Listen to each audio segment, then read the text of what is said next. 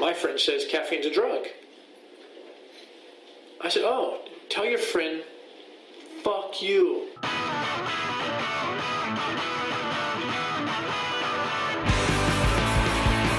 don't want to be your buddy, Rick. Just want a little breakfast.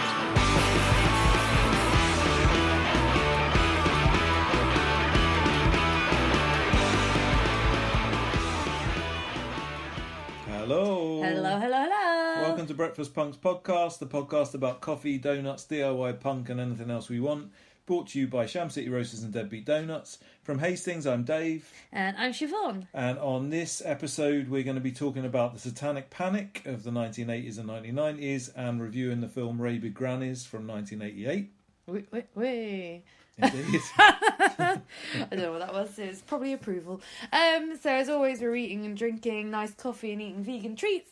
And this week we're eating some Biscoff brownies that we got from a company called Bake It Till You Make It here in Hastings. They supply brownies to a cool coffee place called Goodman's Coffee Spot on the seafront, which is really lovely. And so we popped down there today, get us some brownies, and they were delish. And had a coffee by the sea. And had a coffee by the sea in the sunshine. It was bloody lovely. And then it got really windy and cold. And we'd only gone out in t-shirts. Oh, and then we were sad. We had to come home. Yeah, too cold. No, it was lovely. Bake It Till You Make It are wicked. Follow them on Instagram. They've got a website as well. And I'm just looking at the pictures of their cakes and they're insane. So good. So yummy. The brownie was very delicious. They're bloody good brownies. And so, yeah, give them a little follow. And coffee-wise, we're going to be drinking another one of mine just because it was appropriate for the programme more than anything else. It's another one of the new Sham City Roasters roasts called Drink What Thou Wilt, which is a single origin Brazilian and has artwork influenced by Aleister Crowley. And we're doing Satanic Panic this week, I figured that maybe that was appropriate. So before we get started, we'll kick off with a song. This song is by Burning Flag. It's called Eat the Rich. Burning Flag are a band from, quote, various northern towns. That's what David's written on my... I wasn't really sure what to put. No, I like it. I think it says Halifax somewhere, but on everything else it says... It doesn't say various northern towns. I'm not sure exactly how they word it. Well, I like various northern towns. I think it sums... There's a peek behind the curtain there. A peek behind the curtain? Yeah. Oh, because we've got notes. We've got notes. There you go. That I've made that you're It's as if I've understand. stared directly down a camera and looked at the audience. I don't know what I'm talking about. So... this song is from Burning Flag. It's from their new album, Matador, which is out on the 16th of April, or was out on the 16th of April. Is it gone now? Yeah, of course it has. It's their third album. It's the first one with Holly from Kiss Me Killer and Hell Hath No Fury Records. Very good, so give it a listen. This is Burning Flag with Eat the Rich. London's really rolling out the red carpet for billionaires. In a troubled world, we've got a stable system of government, we've got favourable tax rules for them and citizenship rules so that they can come and live here. And we've also got a fantastic service economy, which is really overdoing itself in its eagerness to please these super rich.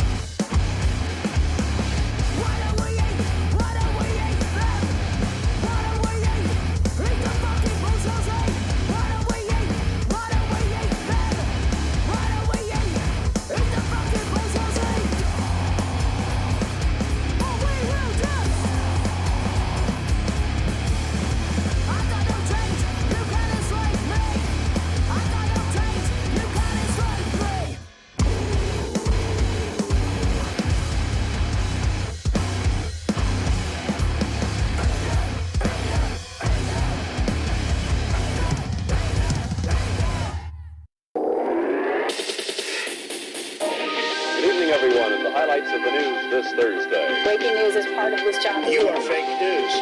This is what's happening in your world tonight. To fucking news. So my first bit of news is some Toxic What's It news. Toxic What's It Records are helping out with a number of different releases that are going on at the moment, some of which I may have mentioned before, some of which I haven't, but I just wanted to round them up quickly. The Corrupt Vision album, These Hands of Mine, is still on pre-order. We haven't got a great deal of them left, so if you're interested in that, you want to pick one up pretty soon. We've also just announced that the Jodie Foster Incomplete Discography album is going to be coming out in July. We're just waiting for the vinyl to come back from the presses, and we're putting that out alongside a number of other labels, so you can pre-order that now. And also, you'll remember maybe a few episodes ago we played a song by a band called Eton Tuer Tu Les Effrous. Oh yeah, I made you say that. I think I've got better at saying it actually, but I'm not really sure. I think and I don't know how to say it. we're going to be helping out with their album as well. It's going to be released by a number of different labels. We don't know when that's going to be coming out as of yet, but they've just started releasing some spoiler videos and things for it, so keep an eye out, and we will share that on our Instagram. But check out Toxic What's It on Instagram or toxicwhatsit.co.uk if you'd like to pick anything up. Sounds fantastic. Well, while we're on the spirit of self-plugging, I guess it's kind of self-plugging because you are part of Toxic What's It. Deadbeat Donuts, my wonderful donut company here in Hastings.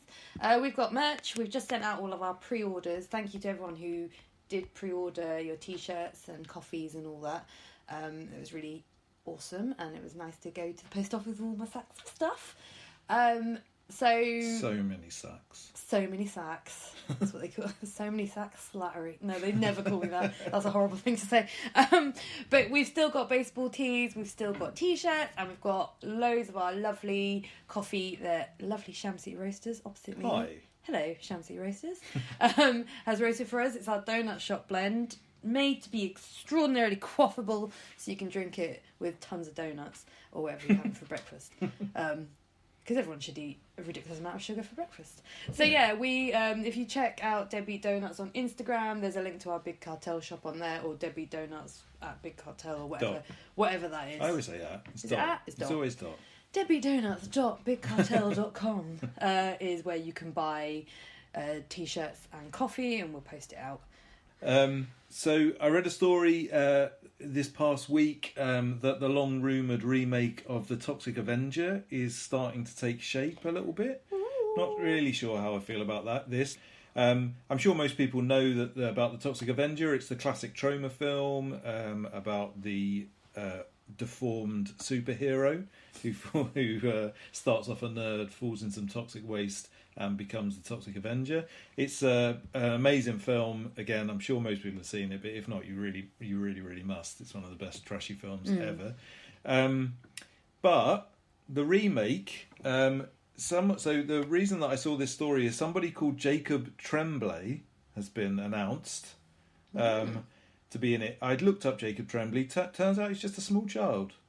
So I'm not sure what I'm part. gonna look him up now. If you Jacob Tremblay. want to. But prior to this, Peter Dinklage from Game of Thrones has already been announced. Do you know who he's going to be? Or what No, he's not gonna at do? all. It's just those two people have been announced. That's all. And is it Troma doing it? Well, so in the past, so again, this has been talked about for ages, and I'm not totally sure. In the past, they were definitely very involved. I feel like Lloyd Kaufman has often talked about it, and so he's quite behind it. So it makes me think that if he's not actually involved with it, he must at least trust whoever's producing it or something. So I'm not really sure. I guess Troma will probably put it out. No, this is like a big budget. Oh, it's going to be like Yeah. bigger than Troma. Yeah. I don't know who. Legendary Entertainment. Oh, I mean, they sound bigger. Legendary. They sound bigger than Troma, but then that doesn't really say very much. So everything about this strikes a bit of fear in me, apart from one thing. So first of all, it's described as a contemporary reimagining, which makes me a bit worried. It also says it subverts the superhero genre in the vein of Deadpool. So that, again, makes me feel quite unwell. Oh, God, I really don't like Deadpool. So those things are all bad. But the interesting thing about it is that it's actually being directed by this guy Macon Blair, who's an actor. He's in Blue Ruin and Green Room. Oh, But he also wrote and directed a film called I Don't Feel at Home in This World Anymore, which is fucking brilliant. I absolutely loved that film. So I feel like he's a pretty decent dude. So that makes me a bit more hopeful for this thing. Anyway, no dates are announced or anything like that, but I'm certainly going to be keeping an eye out for it, and I think maybe you should as well. And in preparing for that film to come out, everyone go watch Toxic Avenger 1, 2, 3. How many are there? There's 4 Citizen Toxie. I think there's just 4, isn't And there? there's cartoons as well. Toxic Crusaders. There you go. So there's plenty. And then you get on the whole Troma. We'll probably do a Troma if you go on episode one day. If you go on eBay like I did about a year ago, you can get a DVD set, a little box set. A little box with, set. all of the films and the cartoon in it. And I think I got it for about £5. That's true. It's a bang. HMV trying to sell it to you for 40. There you are. I don't think HMV are trying to sell you a Toxic I swear you bought... Avenger box set, really. Oh, no, they've got it on Blu-ray. Oh, fancy DVD. Yeah. Cool. Well, my next bit of culturally appropriate and interesting news. Oh, this is going to be up to date, is it? No. Well, it is, in that it just happened. The wonderful composer Jim Steinman has passed away, and whilst that's not very cool, I bloody loved him. So I thought I'd give him a little mention here. He wrote some wonderful, or composed and wrote some wonderful songs of this world. I'm sure everyone is aware of his involvement with Meatloaf, the wonderful Meatloaf. Love him. Well, he wrote all of the songs on Battle of Hell, didn't he? Yeah. And I think most of and the big... some at Battle of Hell too. I thought the whole of Battle... I thought Battle of Hell 2 famously was them sort of getting back together again. Yeah, no, that's true, because it was a bit while afterwards. Loads to do with Bonnie Tyler, including Total Eclipse of the Heart, the banger.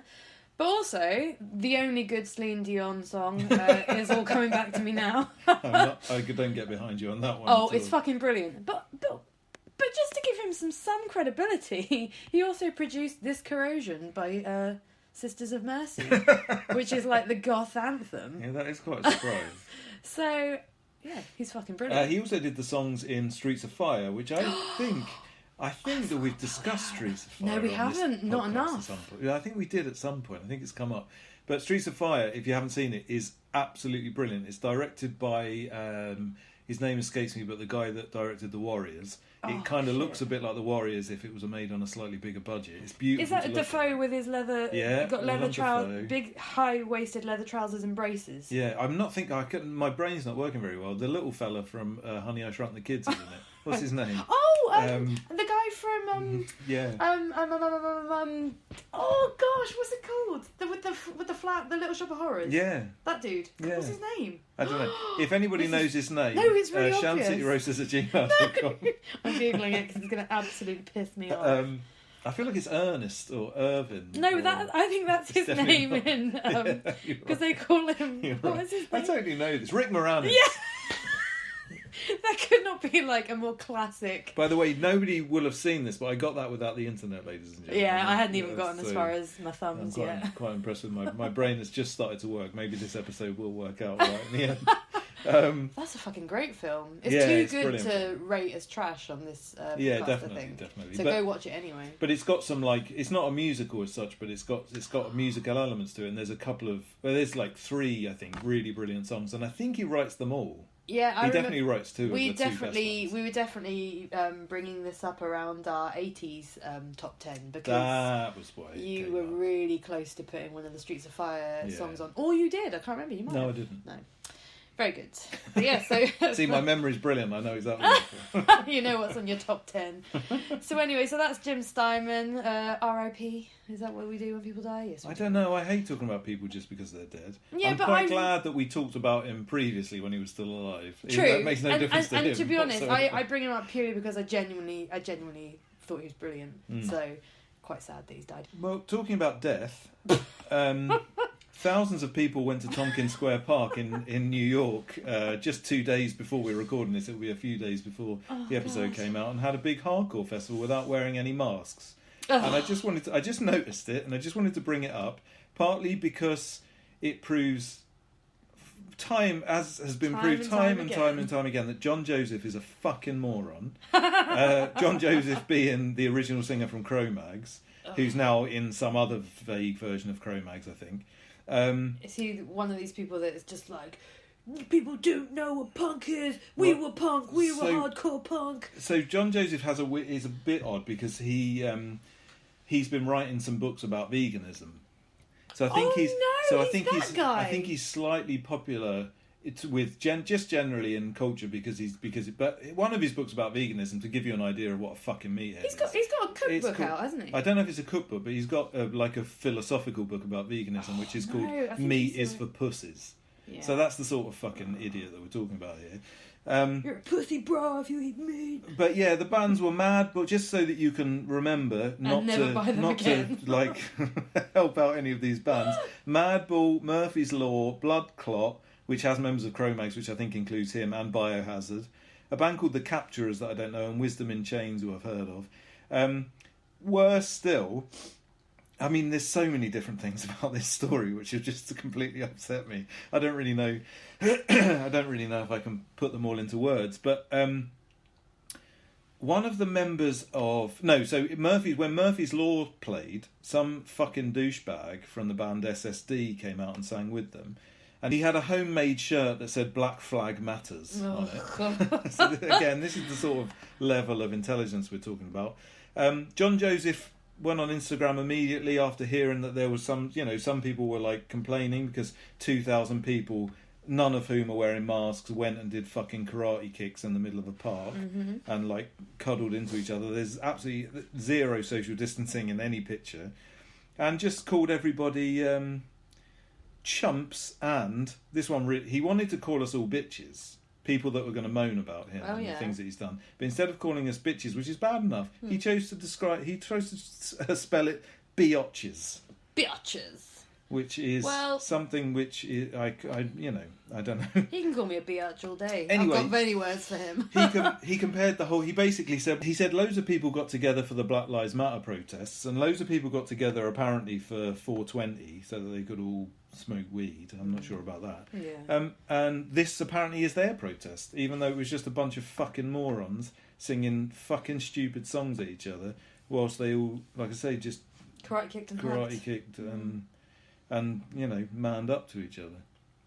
I have a really hard relationship with New York hardcore because I loved it when I was younger and I still love it, but not everybody, but almost everybody involved is thick as pig shit, and it becomes more and more obvious over time. And the problem is with thick people is the older they get, the more sure of themselves they get. Well, they're the ones that are still on the when you watch documentaries about any form of punk from the past, most other people who are fairly liberal are able to look back and go, yeah, that was fun, and still appreciate what's going on now. But it's always the New York hardcore bros that with their bandana around their neck or their head or their wrists and their fucking little wife beater vests on, going, yeah, no one knows what it's like now. You're not punk unless you're kicking someone in the head and you're in the pit. And basically they've never met a girl in their life.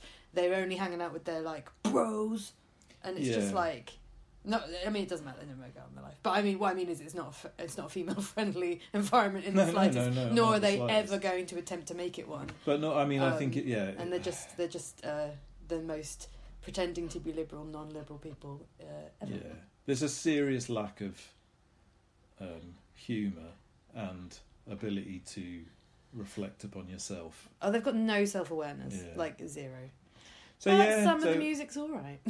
Well, no, some of the music's fucking great. That's the trouble. I'm glad to say I'm not a huge fan of the Cro-Mags, really.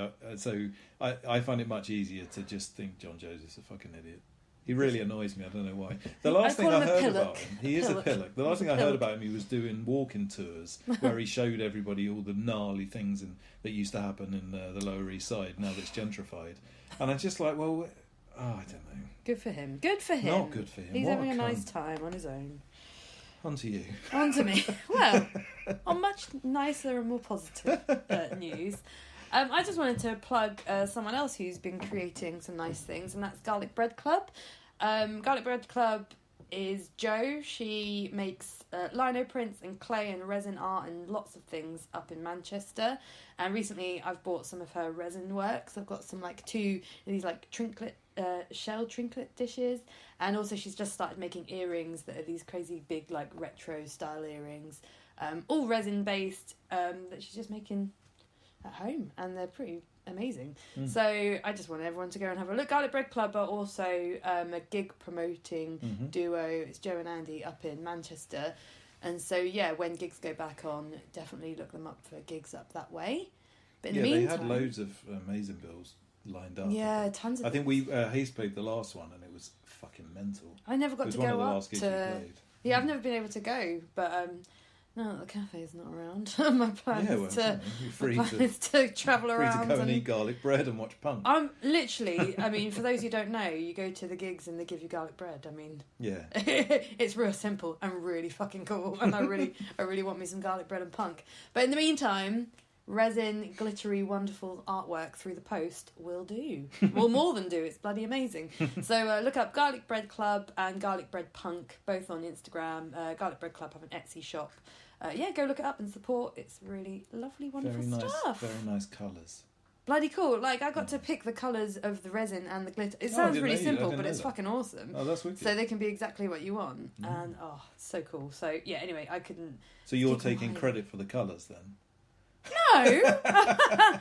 Green and pink never goes wrong, so it wasn't really me. But they're so cool, and I love anything that's a shell shape. So the second I saw it, I was like, "Fuck! I You need keep this in my showing life." it to me.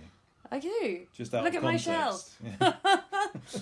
So yeah, no, they're really cool. So Garlic Bread Club, go give them a look, a follow, an order, a support. That's Cool. that. My last news story sounds much better than it is, if I'm honest. But I got very excited about it when You I were first saw very it. excited. So John Waters, Legend. amazing man, brilliant director, lots of incredible things that he's done in his life.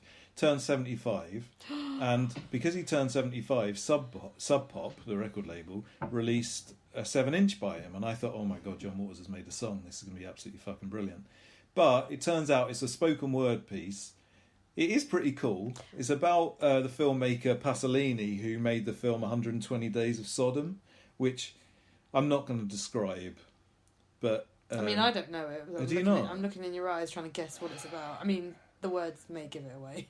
I mean, it's kind of like the 1970s answer to the Human Centipede, I suppose. Oh. But possibly, if anything. Oh. I mean, I haven't seen the Human Centipede, but just if the Human Centipede had more than one idea, if it had loads of different ideas, Oh, no. and then it was made by a really crazy person. What's that horrible? Is it called the Ukrainian film? No, it's not called the Ukrainian film. The Serbian film. Serbian film. Is it a bit like? I haven't actually seen that either. You've seen it? haven't you? No, I've not seen it. I've read okay. it and made other people read the plot. And No, feel I sick. started going down that route of watching like fucked up movies, I and think then Serbian film's meant to be. the well, no, worst. it's just after a little while you just realise that they're all made. But I started watching this one that was called Vomit Yeah. Gore Dolls. Vomit no. Gore Fest. No, it wasn't No? Fest. I'm sure it was Dolls. Vomit Gore Party, something like that. I remember you telling me about this one. And I stuck with it. I made it through about half an hour, but it's almost made a bit like a porno, except instead of sex, it's people vomiting, but in a sort of a horror context. It's not a film I would recommend. And I got to that point, and I thought, what am I doing with my life and myself? It's a bit how I felt when we were watching Rabid Grannies. We'll get to that later. Oh, that's a spoiler. I know. Anyhow, if you John Waters thing, it's available to listen to online. I listened to it. It's really cool. It's a nice little spoken word thing, but it would have been way better if it was like a disco song, which is what I was expecting. Oh god. So maybe for his 80th birthday, he'll make a disco You song. could. Go look at... I mean, everyone knows who John Waters is, but if you don't, go look him up anyway, because everything he touches is amazing. Films, he's written tons of books. Basically, anytime he gives an interview, he's the best person in the room. Yeah, he's in one of the Chucky films, which isn't very good, but Oh. he's good in it. That's the only thing I can think of that isn't brilliant that he's done. Oh, hello, an ice cream truck's going by. Aww. So I think that's the last of our news stories proper. So I think it's Proper? probably about there's No, another spoiler. that was It's about time that we go and listen to a little bit of Norfolk news. All right, my chickadees. Are you changing that every time? Yeah. Oh, good. Well, that's a hint to what's coming. I've been clever. Oh. You don't know how Oh, you've clever. been- you've been clever. You ain't got no clue how clever I've been. No, till I you definitely ain't got haven't. you ain't got no fucking clue how clever I am. My chickadees. I say that because my news story this time is chicken related, Oh, well. and it's joyous. Hang on, we've had a chicken related. And there was a hen. No, what was it? Who it was chased a the parrot. postman?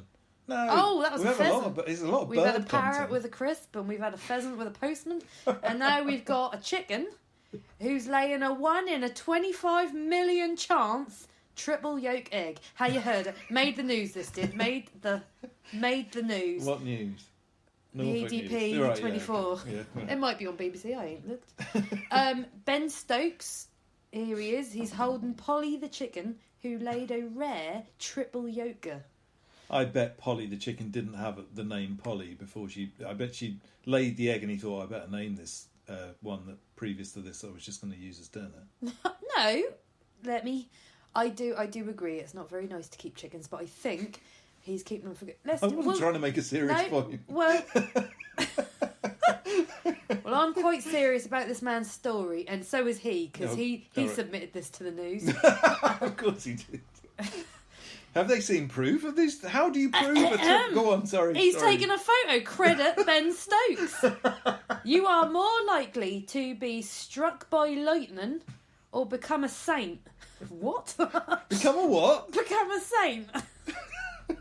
What, like a member of the Southampton Football Club?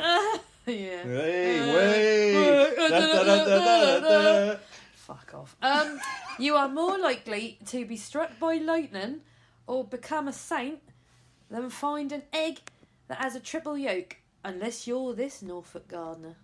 Ben Stokes from Aldborough near Harleston and his daughters were stunned to discover their blue hen Polly had laid an egg contained a rare triple yolk and is widely said to have had the likelihood of a 1 in 25 million chance. They own 4 chickens, Polly, Molly, Hootie and Snooty, that he bought with his Christmas bonus. Oh, so they're just in the garden. This isn't a farm or anything. No, he's got Oh, I 4 take hens. back my serious point from earlier then. I love that the EDP have included this minor fact. Until the addition of the 50 to 59 balls, you had more chance of winning the lottery than cracking a triple yolk. Did they make the lottery harder? But now you're more likely. No, so what does that mean? You're more likely to get a triple yolk. Oh, are you trying to do Norfolk maths? Oh gosh, no, This that's isn't beyond going to me. go well. I'm not even going to try. So it was on March 27th, preparing to make fried eggs, cracked into a bowl. God, who cracks into a bowl before putting them straight in the pan? What, for a fried egg? For a fried egg. I mean, that's incorrect. Well, that's how Isn't it? that's how Miss what was her name, Mrs. Varley taught me in home economics. What, you crack to fry Crack an them in- egg? Well, you crack every egg. I mean, vegans. Every egg. 2 vegans having an argument about how to fry an egg. It's probably. I'm sure neither of us are very good. At it. Mrs. Varley, Yeah. she taught us back at Thorpe St Andrew High School. Yeah. Whoop whoop. You crack your egg into a bowl All right. in case it's off. You don't want to throw it into your pan with all your other eggs because you might have another egg in there already. We'll fry 1 egg at a time. Why? I mean, how many eggs? One do egg you- at a time, David. What if you're having 3 eggs? Why? Going to cook who- one, then the next Who one? has 3 fried eggs? David. Give me that look. Anywho. Lucky they cracked them into a bowl because then he got this really nice blurry photo on WhatsApp. Did he WhatsApp EDP? Yeah. Have they just got a number? I suppose you guess. But I don't know. I guess you get in contact with your local EDP rep. I don't fucking know. How it goes. Rep. Who fucking knows? I've given information to what was it? The Evening Standard in London once. What I swear, about? I might have just WhatsApped a photo. What was Did your I have a information photo? about? You dobbing someone in? No, there's a big crash on Tooting High Street. It's just something fell off into the road. I don't know. So what did you? What? I think I tweeted it. Did I ever tweet? I don't even know what a Twitter is. No idea. That's going off topic, this. Anyway, let's get back on. Mr. Stokes, a self-employed gardener, said, I heard a voice from the kitchen saying, Dad, it's got 3 yolks. And after a little research, and I found out that was quite rare, and I thought people should hear about it. Fried it in a pan. It was sad doing it to such a creation, but nothing worse than the smell of gone-off egg in the fridge. However special that egg might be. It must have looked quite cool actually to have a fried egg with 3. Were the 3 yolks like totally separate? Well, I could take a look for yourself, David. Yeah, they are. They are 3 little buggers Yeah, that's on their quite own.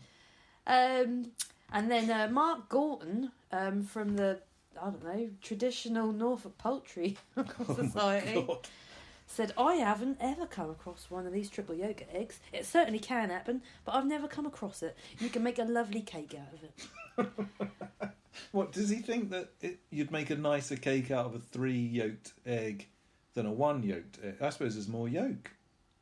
I guess if a yolk is I guess it's quite important. I don't know. We're not experts. Please tell me this is over so I can move on. Triple yolk egg, Norfolk News. What a joy! I hope that's brought you some excitement. Well, on that bombshell, yeah. if I may, let's listen to another song. So we're going to now listen to a band called Generacion Suicida. Generation Suicida. Yep. Who are from Los Angeles. They're an amazing band. I've been listening to them for ages, and the last couple of albums have just been killer. And they've just released a new one, which is called Regeneration. It's available online at the moment, but it is going to eventually come out, I think, later in the year on Going Underground Records on vinyl. The song that we're going to be playing is called Nacidos, so this is Generation Suicida.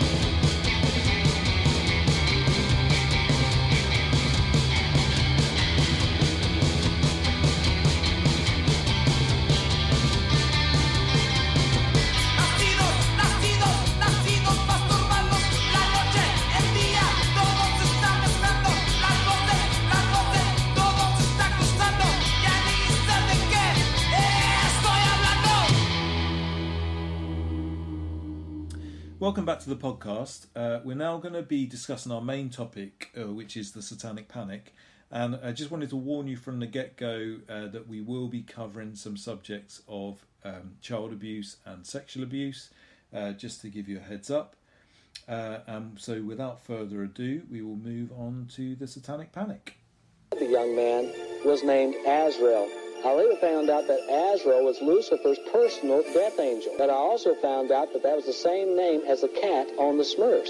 Are all your friends Satanists? I don't have any friends. All I do is make music, you know. It can actually transform your voice from your regular voice to that of an occultic hero. I'll kill the bastard who stole my computer. I was getting everything worked out astrologically on 144 cassettes. Not all my songs are about Satanism. It says here that it actually makes the wings move. And do you remember those verses in the book of Revelation about the flying beast with the riders on them? This could actually be taken from Revelation. Sure, it looks like it. I don't want to make anybody start doing all this devil worship crap. So for our main topic on this episode, we're going to try and get our heads around the Satanic Panic, which was kind of a cultural phenomenon, or maybe even a push, like loose something movement. Like a phenomenon. Yeah, indeed. That happened in the 1980s and 1990s, and to some extent I think we're probably still feeling the effects of it today, in which mainstream media and some politicians and a lot of very loud voices, including a lot of very right-wing Christian voices, became obsessed with the idea that Satanism was kind of affecting the youth of America initially, and then it sort of spread around the world a little bit. And this was specifically via kind of pop culture and music. It had an awful lot of implications at the time certainly on censorship, on society as a whole, to some extent on politics and political decisions, and also actually on law. And one of the ways that it did an awful lot of damage, I think, was via getting kind of Satanism was blamed for a lot of crimes that were going on at the time. We've used a number of sources for this, but probably the main one is a book which is called Satanic Panic, Pop Cultural Paranoia in the 1980s. It's written by various people. Basically, it just covers all the main subjects. It was published by Fab Press. Fab Press are a really awesome publishing house, which you should check out. They release loads of really cool stuff. And so, we were just really going to try and kind of get our head around it and just talk about the main points and pick out anything that we kind of noticed about it, really. So just to put it in some sort of context, the Satanic Panic, like I say, it kind of happened. It's famously seen as a 1980s phenomenon, but it definitely went on for a bit longer than that. And the context of the time, I think, was that it was almost a reaction to the 1970s and very, very late 60s and 1970s kind of occult revival, which was based largely around Anton LaVey and the Church of Satan, which kind of came into being in 1969, and the Satanic Bible. Also the Temple of Set, which was an offshoot of the Church of Satan. And I think that this was very much something that was kind of bubbling underground to some extent, and it had started to come up into the mainstream and was already being reported on by mainstream media here and there. And I think that right-wing Christians kind of got a little bit of a taste for it, and then slowly but surely almost drove themselves a little bit mad about it, really, by the time the 1980s came along. And then before you knew it, it almost kind of got out of hand and became a kind of caricature of itself. But as kind of like funny as that sounded, the caricature of itself almost became fact in a lot of people's realities. And as a result, it had a really negative impact on a lot of things. So famously, I think the Satanic Panic kind of starts, if we can sort of move through the main points of the thing, it starts with the publication of a book called Michelle Remembers, which is a book that was written by someone called Dr. Lawrence Pazder, but he was a psychiatrist who was working with someone called Michelle Smith.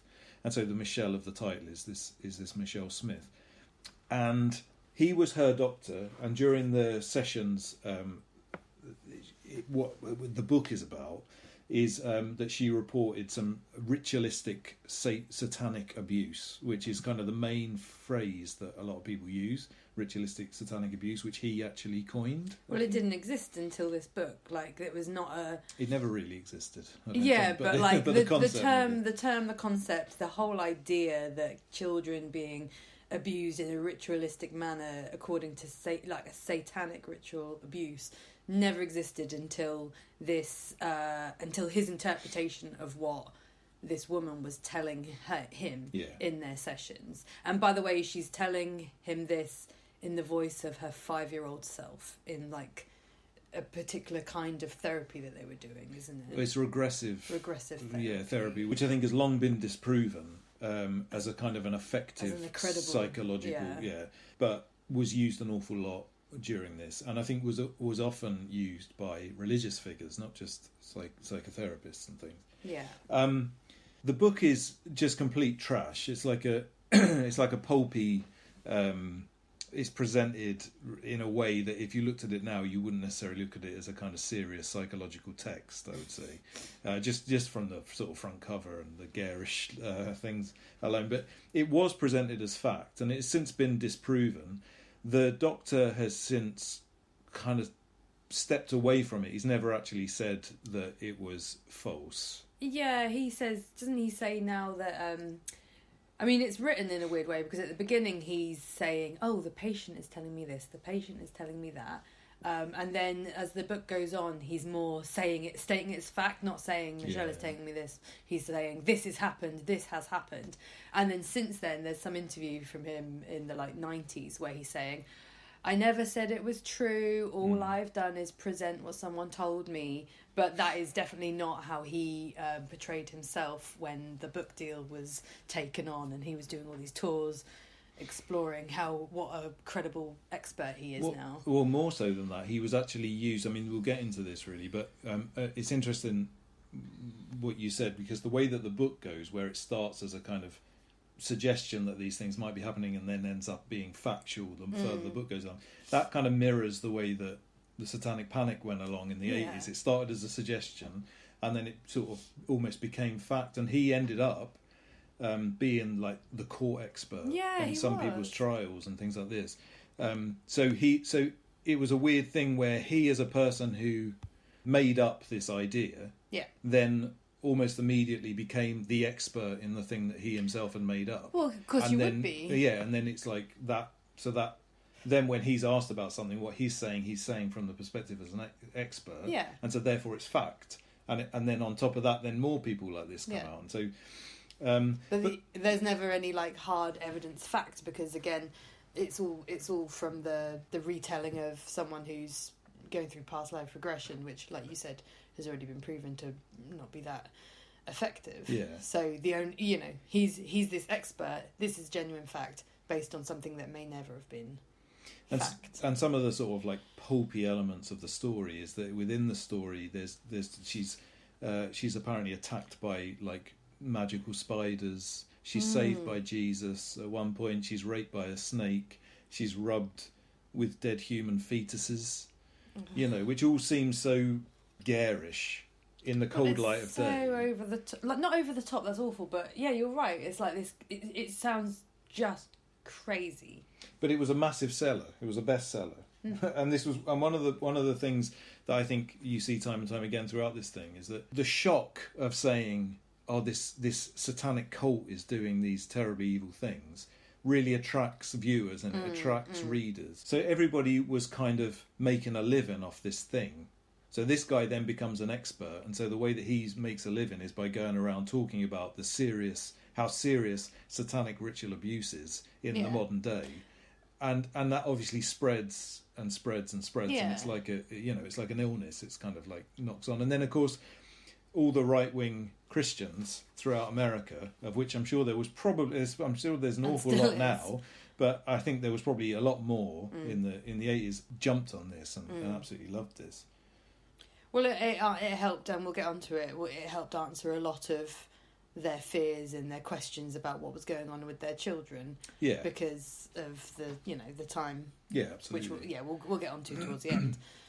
But I think that the real story of this Michelle Remembers book, and I think this is something that we'll be coming back to, is that it really muddied the waters as far as this poor girl who was relaying this information to a psychotherapist who was very much in a place of power, and it turned the argument into one of absolute black and white. It turned the argument into one in which either someone completely lied about their experiences as a 5-year-old, or was saying something that wasn't factual, or a satanic cult and a massive satanic kind of conspiracy was going on throughout the whole of America, and this was an example of ritual abuse.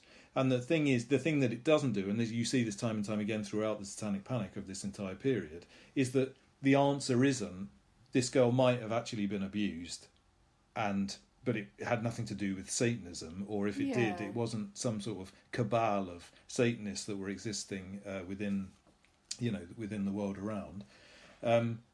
It was actually just someone's had a horrible experience, and their psychotherapist has kind of made them look at it in a certain way, maybe, or has taken a certain narrative from it and has made it into has kind of made it as big as they possibly can and as dramatic as they possibly can, partially probably to, if you're going to be cynical about it, probably to sell books, probably just to sort of become famous themselves, potentially. It's someone's genuine trauma being muddied entirely by someone's realisation that, oh gosh, isn't this interesting? Oh God, this is mad. God, this has never happened before. If I wrote all this down, and it's written as Michelle remembers, and she's the initial author, but it feels very exploitative, as if she probably had very little to do with the writing and even the conception of this book. Well, I mean, I think, like you were saying earlier, there's a lot of really uncomfortable things about the relationship and the way, there's a real question about the nature of abuse, because I think you can definitely look into their relationship and see an element of a, like I say, a man, a strong man in power, taking a very young girl and kind of using her for his own aims. And then on top of that, of course, as you said earlier, so then it gets very muddied later on because they end up getting married, and have all good doctor-patient relations. I mean, there's a lot of strange things going on, I think, behind the scenes. But like I say, these people, both of them, to some extent, became regulars on sort of talk shows, and like I say, he became an expert. I think he wrote more books about the subject. I mean, they get a book deal that in today's money would have been worth $1.2 million. Like, that's insane. It was a real bestseller, I think, at the time. And so it's the type of book that, and I haven't read it, but I've read sort of excerpts out of it and stuff, but when you read a lot of it, it's the type of book that just couldn't really be made now, just because so much of it is based on things that are patently incorrect. Like I say, there's loads of spiritual kind of elements to it which are just stated as fact. And I do feel like, and maybe I'm being a bit hopeful, but I feel like readers now and like people now just wouldn't accept. They would accept certain elements of this, I think, but they wouldn't accept an awful lot of it. Not as fact. Not as absolute fact. Yeah. I think one of the other really big elements of why it kind of shocked society, because so many people were actually reading this thing, was that, and I can't remember the exact dates of this, but there was a story in this in which the reason that all of this stuff happened was that it landed on a specific year in which Satanists were trying to bring Satan back to Earth or something along those lines, and they did some maths where this happens every 13 years. I want to say it's something stupid like that. It's something really, and the thing is that the next one. So because this is done from the perspective that this girl was apparently 5 years old when all of this was happening and is now obviously an adult. They did the maths and worked out that the next one, when Satanists were going to bring Satan back to Earth, was going to be 1982, which was only 2 years after the book was... Needed to spread the news. So, of course, I suppose if you're someone who reads this and believes it all, and believes that, Satan is a real entity that is going to come and, do whatever, then it's like ideal to like spark fear into you.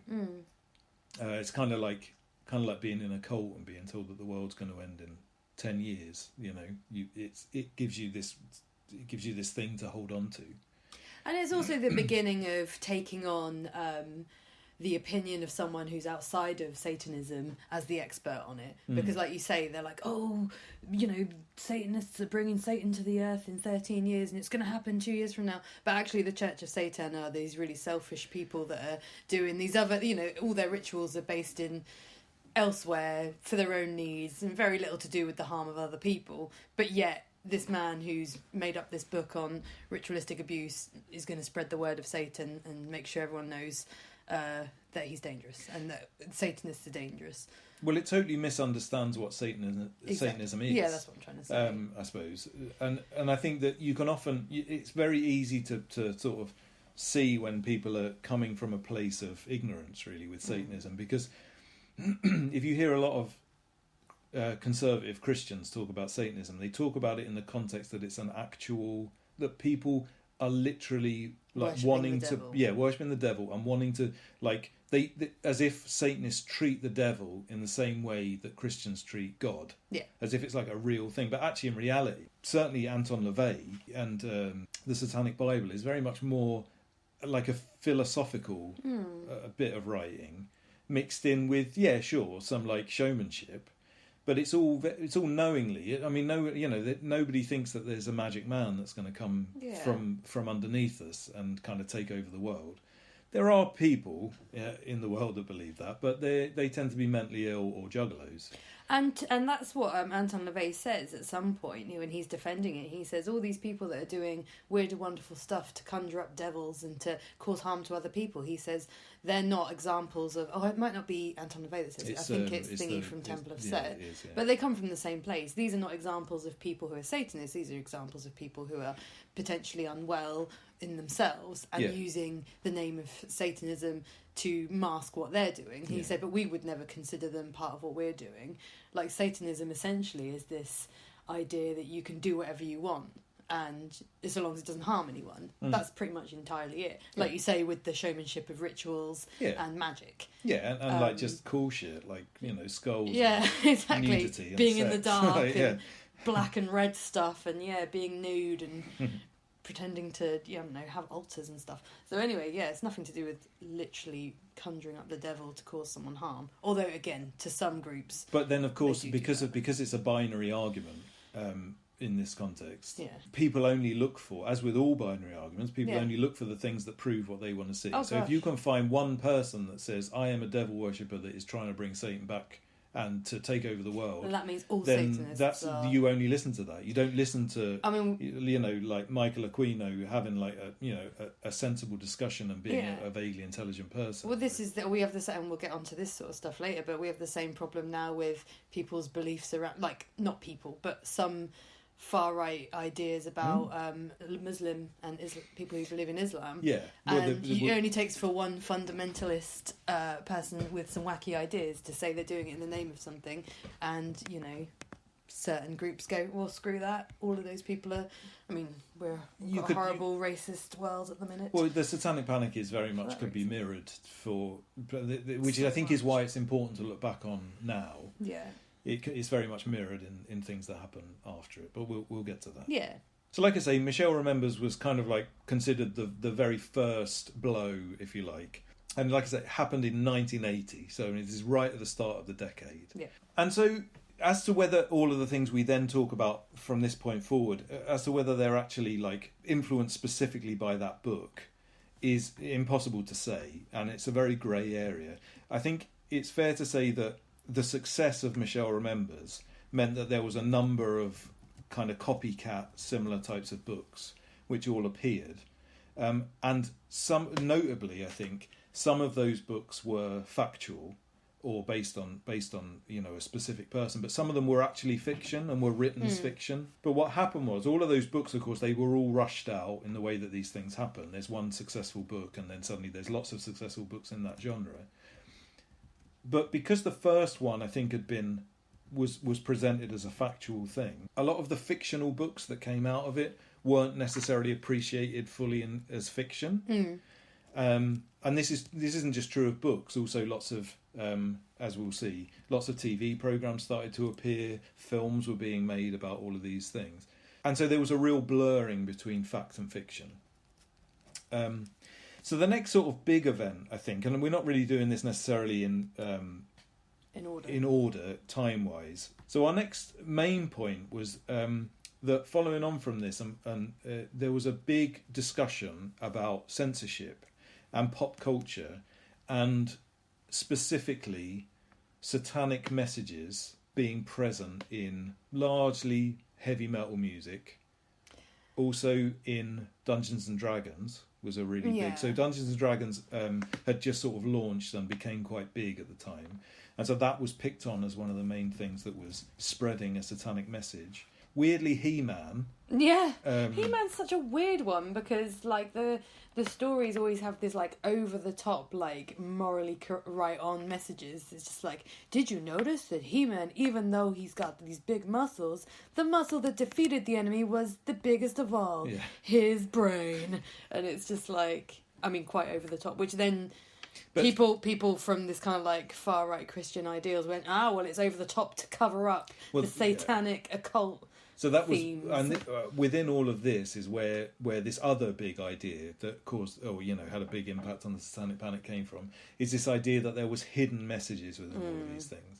So He-Man appears to be righteous, good influence on your children, but actually in the background, there's an upturned cross in this image that I've taken from it, and there's and actually this character really is sort of portraying Satan and this whatever all this sort of nonsense. And obviously this is another really famous one that came out of this, is the idea of backwards messages in records, which was odd for a lot of reasons. One of the reasons was that backwards messaging in record, the idea of that is that if you play the record backwards, it says, Satan is Lord or whatever. Do it. Yeah. But most of the records that they picked on were specifically Satan related records. So as Shout at the Devil by Motley Crue. It was Venom. I mean, this all comes from a group called the Parents Music Resource Centre. The PMRC. The PMRC, which sounds really cool, but it's not. It was started by some fuddy-duddy white mums, basically. It's Al Gore's wife. Al Gore's wife, before he was, because he's just a senator at this point, but he's not. And in fact, most of the women involved in this group ended up being just senators' wives. So her and her mate, they've got kids who are about 8 and 10 years old at this point. And I love it. In the book we read, they're like, we let them watch MTV and we let them buy their own records. And then all of a sudden they're coming and asking us, Mum, what's a virgin? Mum, what's masturbation? Because they've been listening to Madonna and Prince. And my first argument is, well, if you're going to let your kids listen to Madonna and Prince, then up yours. They're going to soon find out about these things. But also, they can find out what a virgin and masturbation is. It's up to you how you just discuss that. The virgin one I thought was really weird. Yeah. It's like, I don't understand what's offensive about a child asking what a virgin is. Well, to a Christian white woman who's like, excuse me, you can't have sex until you're married. Then that was my really good... That was very good. So a Washington Wives. They're extraordinarily offended that their children have even barely discovered what sexual content might be out there in the wider world, and it's because they've been listening to Madonna and they've been listening to Prince, and they're very upset that their children were able to even access this music without there being some kind of warning to parents. So they start this group because they said, look, we're not the only ones that think this, surely. So they have a meeting, and more people join them, and eventually they're called the PMRC, but they get called the Washington Wives quite a lot. Which in of itself is so of its time. Awful. It's so. I mean, they are awful people, but it's such a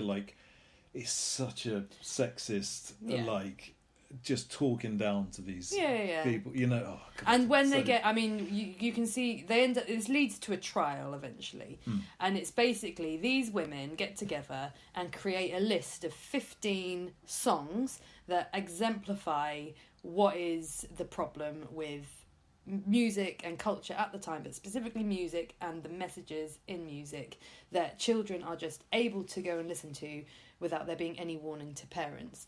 And they want these 15 songs to be the example, and they want something done about it. They're asking for... It looks like they're asking for censorship at the beginning, and that's what starts this problem. So they have this Senate hearing where they present these 15 songs, and it looks a little bit to the music industry and to music artists, especially the artists involved, it looks like they're asking for censorship of lyrics, which there'll be a big problem with. It's freedom of speech that they're tampering with at this point. And so people get pretty riled up about this. Frank Zappa goes and gives evidence.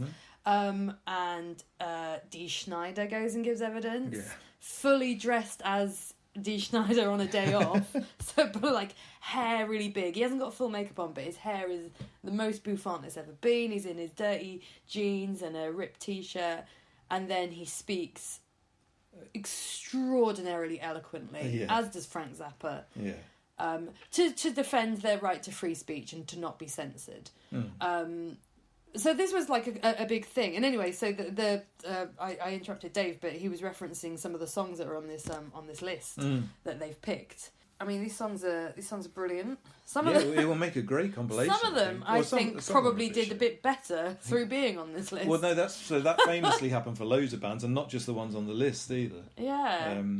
I mean, some of the ones on the list: Judas Priest, "Eat Me Alive," Motley Crue, "Bastard," which is on here. So they give each one a rating as to why they're on there, and it could be because they're profane or sexually explicit, because of references to the occult, because of drugs and alcohol, or violence. And Motley Crue gets one for violence, not for drugs and alcohol, not for the occult, given that they've got a pentagram on the front of one of their albums. I mean, it's called "Shout at the Devil," and I do think that they're kind of they dress up very much like Satanists and things. But I do think that song is kind of like I don't know. Oh, do you reckon they were like they're telling the devil off? But I might be wrong. Actually, I should know. I listened to that loads when I was like 13. I think it's absolutely wonderful. Animal Felt Like a Beast by Wasp was on there. One of the greatest songs ever made. Merciful Fate, Into the Coven. Good.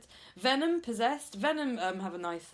Venom were just a crappy band from Newcastle, who weren't particularly doing that, weren't big or anything, I think they were kind of known. They were doing all right for themselves in an underground way, because specifically, I think, because they're all right. They're not a bad band, but I think specifically because of they were the most outrageous, satanic. Their album was called Welcome to Hell. Yeah. They were the first band to ever be completely outright and they weren't really Satanists. They were just playing up. They're just being silly. They were just fucking around. They renamed themselves. They had silly names based on the Satanic Bible, didn't they? Don't ask me I to can't name remember their names now. Like Abaddon. Yeah, no, that's a wrestler. That's a female. No, wrestler. but it was something like it was Abaddon.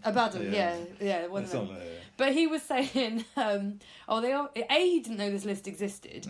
So then but their record sales suddenly went up, and they weren't sure why. But then when they found out that it had been put on there, he was like, "Oh, well, they haven't done their homework enough because there's no subliminal messages in this. It's all really obvious."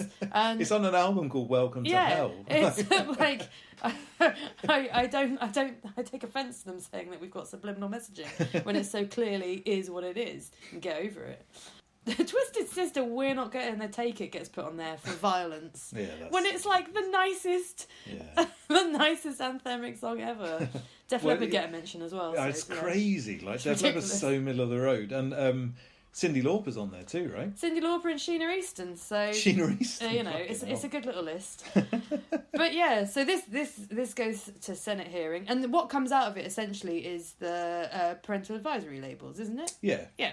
Which basically ends up probably making everyone freaked out and thought it was going to cause music to be censored, or people weren't going to get to say or do what they want, or they weren't going to sell as well. But if anything, it was like this badge of we've said something a bit outrageous. Well, I think because it probably did well. I think they originally wanted like a certification thing, like with movies, so you'd have to be a certain age to buy things. Sort of but thing. they didn't get that, so what they got was this parental advisory sticker, which really makes no difference whatsoever, except, like you say, people are more likely don't even to buy notice it now, if anything.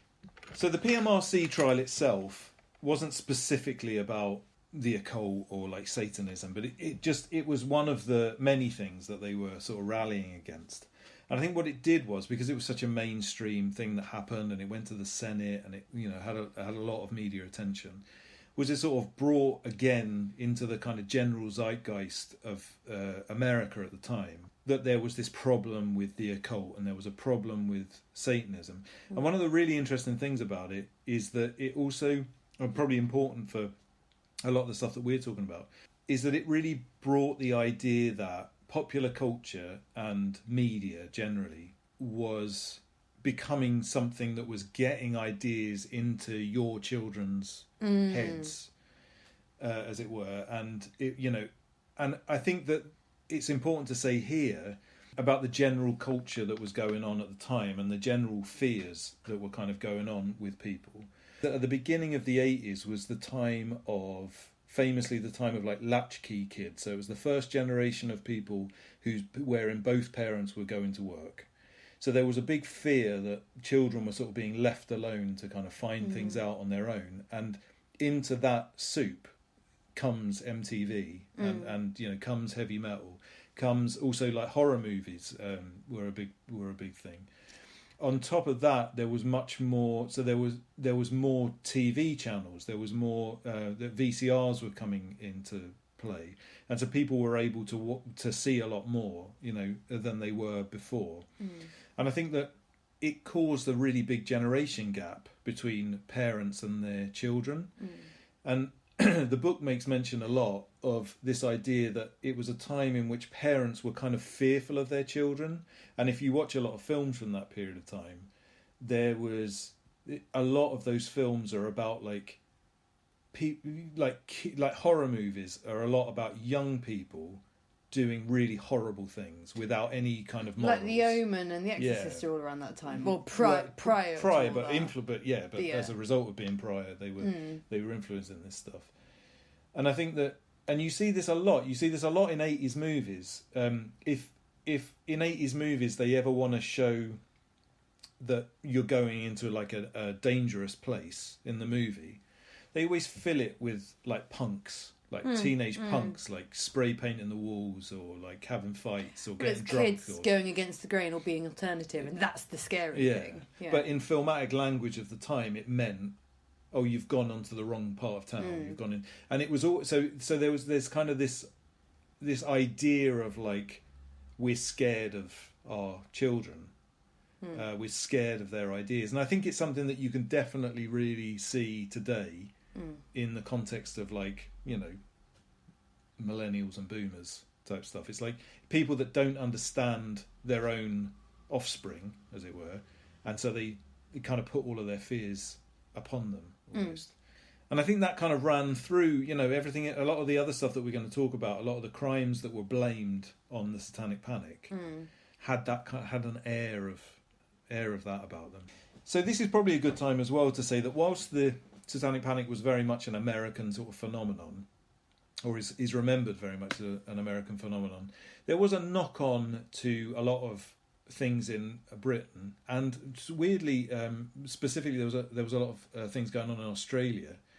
And both Britain and Australia, the Satanic Panic kind of came later and is generally considered to have happened more like the early 90s.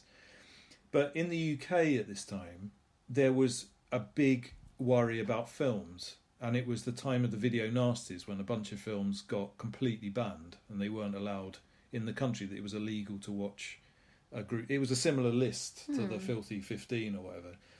And a lot of those films, including things like the Texas Chainsaw Massacre, The Exorcist, they were all video nasties. Yeah. A lot of those films weren't legally available in the UK until I remember a lot of them getting their first sort of video and DVD releases.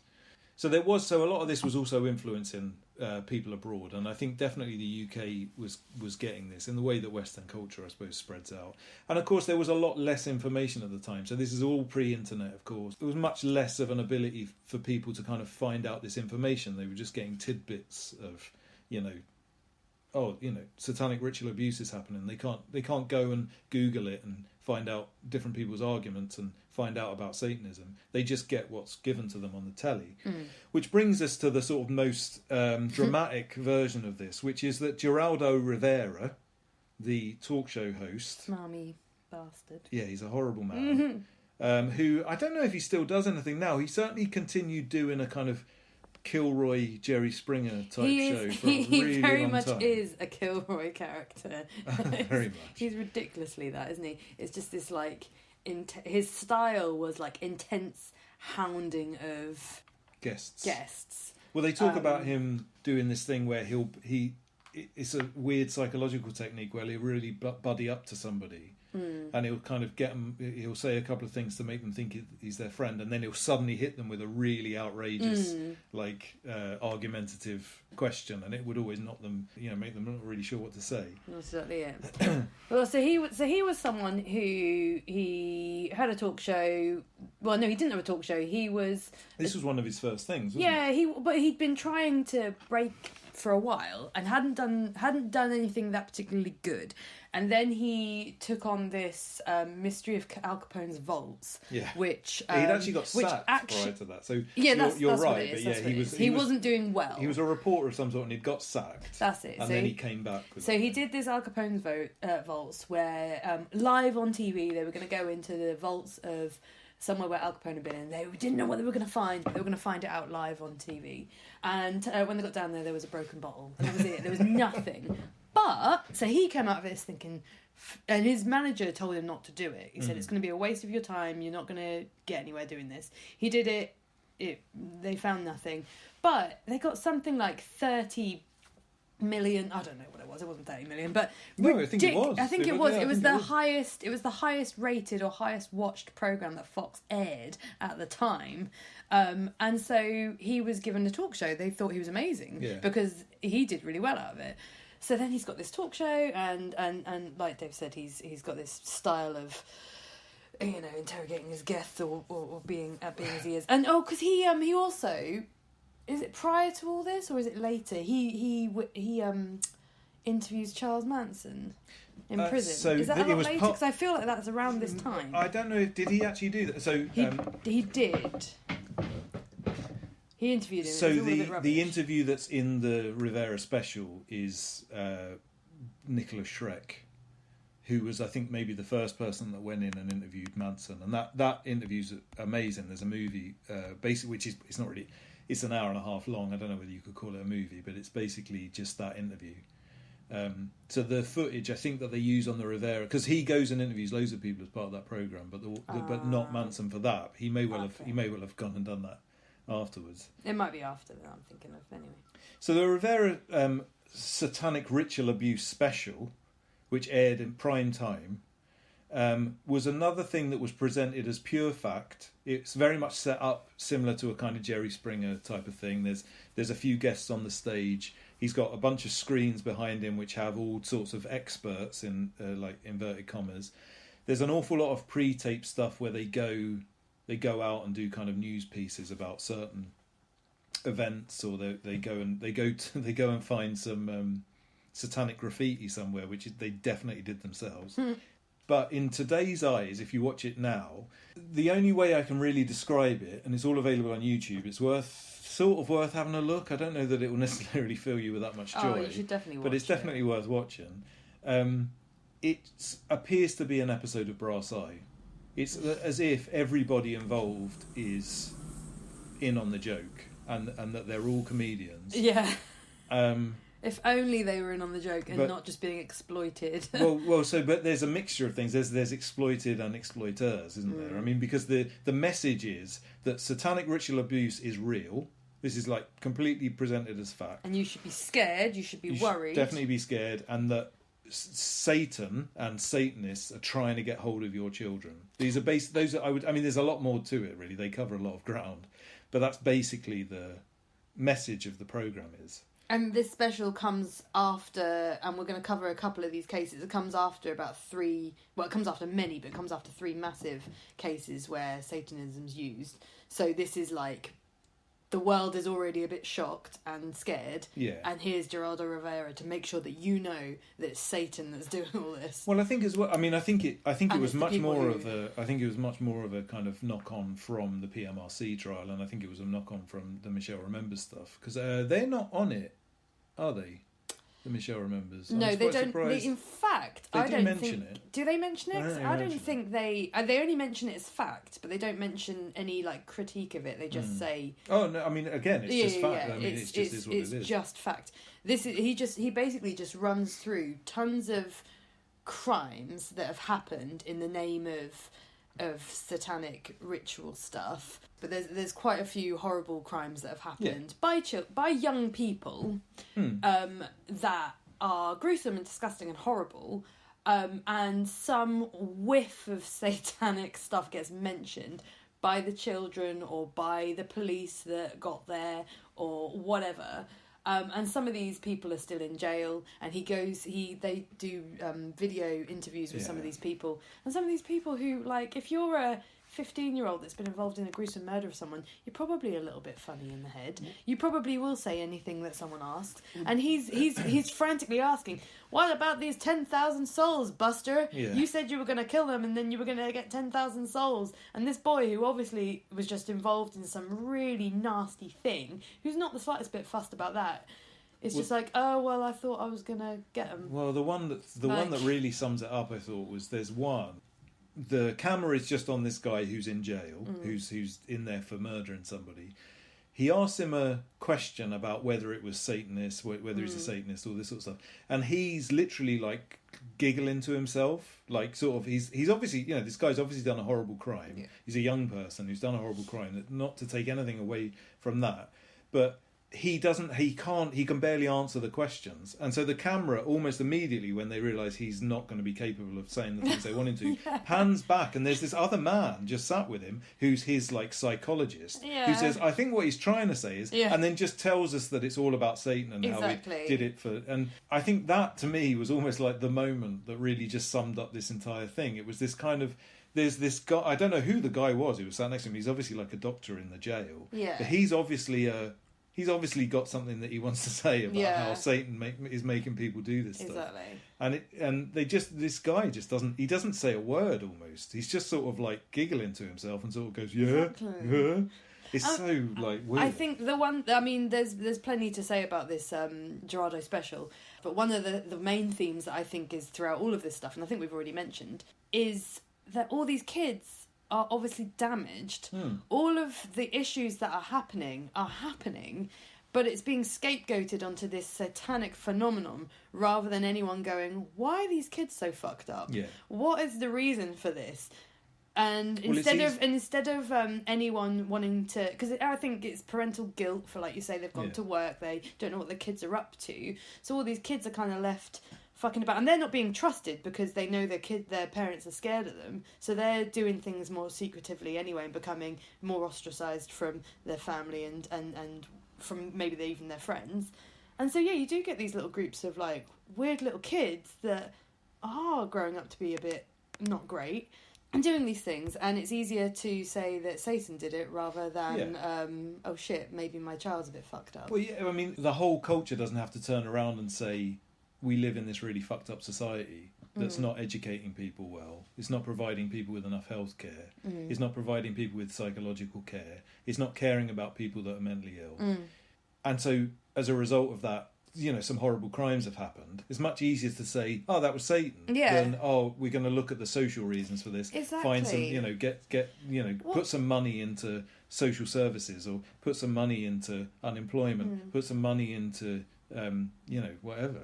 Well, there's a mother that they speak to who the whole time is just like, if I'd have known that he was listening to heavy metal, I would have stopped. And she's crying. I would never have let him listen to that record. And I urge all parents to go into their children's bedrooms now and see what they're listening to. And it's just like, or maybe speak to your kids. Like check they're all right. Don't create a psychopath. Maybe check they aren't murdering any animals in their bedroom. Like, that's not it's not that you missed that they were listening to heavy metal. It's that you missed they were a psychopath. But anyway, I mean, it's a recurring theme with all of this. It's just white middle America having no idea how to parent their children and thinking, fuck, the devil is probably the reason they're doing all this. But within this, there's some sort of bizarre things to watch about it. The main ones being the people that are on the panel and who are there to sort of speak. The expert guests. But the opposites. So they've got Ozzy Osbourne on a screen, who just looks completely bemused, and is kind of being blamed for, as the sort of representative of heavy metal. So that's quite interesting to watch. I mean, also in the studio is Xena Levay, which is Anton LaVey's daughter, who was at the time the spokesperson for the Church of Satan. She was very young. She's only about 21. Yeah, I think if that, maybe. And she'd only done one other interview before. She'd just sort of become the spokesperson. But to be honest, she's treated with absolute disrespect. I mean, it's another, it's bizarre to watch that. I think he asks her one question and then just cuts her off before she can even say anything. Yeah. Because she doesn't, she looks a little bit sort of shocked. She's just been told that, Satanism is causing all of these murders and things, and then he just, the camera just, goes to her. It's like, so why do you think they're killing everyone? Yeah. And it's like, fuck, nothing to do with the thing I'm part of. The other person on the panel is Michael Aquino, who we mentioned earlier, who at this time is the leader of something called the Temple of Set, which is an offshoot from the Church of Satan. Basically, he fell out with Anton LaVey and started his own little Church of Satan, I think. He's a very interesting man. He's I think a colonel in the US military. And he still and is he was or still, was at that point, he still was at that point, yeah. And so the first time it cuts to him, he actually gives quite a good response. Really eloquent. Really eloquent response. And you sort of think, oh, there's a voice of reason. That's brilliant. That's where he's mentioning about how these people aren't true people of Satanism. We would, he gives his good answer about. I'm now fucking up his lovely answer, but he gives his really eloquent answer about how he deplores the people that have done this, and it's nothing to do with Satanism. Yeah, totally. But uses far too many long words. Yeah, and then it cuts away from him and goes back to something else, and then he says, so there's an interview within the book where shortly after that the program goes to advert break because it's live, and apparently Geraldo Rivera goes over to him and says, try and limit your sentences to words not more than 2 syllables. We're dealing with an audience with the mental capacity of 13-year-olds here, and they won't be able to understand you if you start getting philosophical. And you can tell when it comes back, if you watch him as it comes back, he just looks completely straight. And when he's asked a question, he doesn't know how to answer it because he's trying to just use 2-syllable questions. Yeah. So that tells you as well the kind of level of disgust that Geraldo Rivera is treating. Well, that's what Xena Levay says as well, isn't she? She's just like, he freaking hates it. Like, he's got disdain for his audience. I mean, if there's there's a lot of psychopaths on this program, but he is unquestionably the most dramatic one. He just hasn't murdered anyone to his anyone's knowledge. Poor Ozzy Osbourne. They keep saying to him, don't you feel responsible? Oh, yeah. That's what he keeps saying to Ozzy Osbourne. Don't you feel responsible? That child that murdered someone had an Ozzy Osbourne tattoo on his arm. Don't you feel responsible for all these deaths? And Ozzy Osbourne's like, no, I don't feel... You're trying to make me feel responsible. I don't feel responsible. I don't make music to make people kill people. I make music, I was a poor kid from Birmingham. I'm quite a nice person, yeah. Really. He's like, I just want to make music that freaks people out, but not to do this. He's like, I've got nothing to... And you could see he's quite, not just hurt, but just kind of like, what the hell are you trying to do? This is before he was like a TV regular as well, so he's not comfortable in that position. No, really. He's not. He does really well. In fact, he does incredibly well to bat off all. And he's probably the one of the 3 oddballs on the show that gets the most opportunity to talk. I think Michael Aquino gets told, like you say, to wind it in. Is it Tina Lefay gets Xena Levay gets told just doesn't get asked anything ever again. And also looking at all 3 of them, they've really picked them to, I don't know. Yeah. Middle America's gonna be scared because there's Ozzy Osbourne with his big floofy hair. You've got Xena Levay looking like very normal. Well, because she's just got her eyes, but I imagine she's got her bright red lips, her blonde hair. I think she's like fitted whatever clothing she's wearing. Yeah.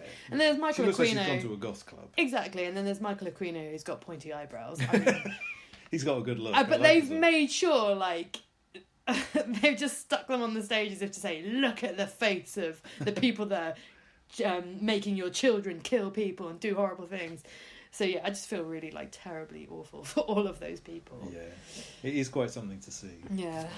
So this Geraldo Rivera special is in 1988, and it's more or less stirring up a panic that is already present in America, as we've already said from the PRMC and the people being scared of the Satanism stuff already. Prior to this Rivera special, there's a couple of really awful cases and crimes that make the media that Rivera does talk about. In fact, he dwells on it quite a lot to kind of reinforce the role of Satanism in these really awful crimes. Many of that were done by children to children, or just to children. It's always involving. And it's either in the name of Satan from a children's perspective, or satanic ritual abuse that this idiot psychologist made up in Michelle Remembers. So I don't know if you want to talk about first. I think there was a lot of cases. These ones I think just they kind of sum up certain particularly problematic things. So I think maybe if we start with the Ricky Queso case, as it's called in the book. So in simple terms, this case was a drug dealer, a teenage drug dealer. And his 3 mates, he sold drugs to them. Yeah. One of them didn't pay him, so he killed him. Gary Lawther? Oh, I don't know. Lawther?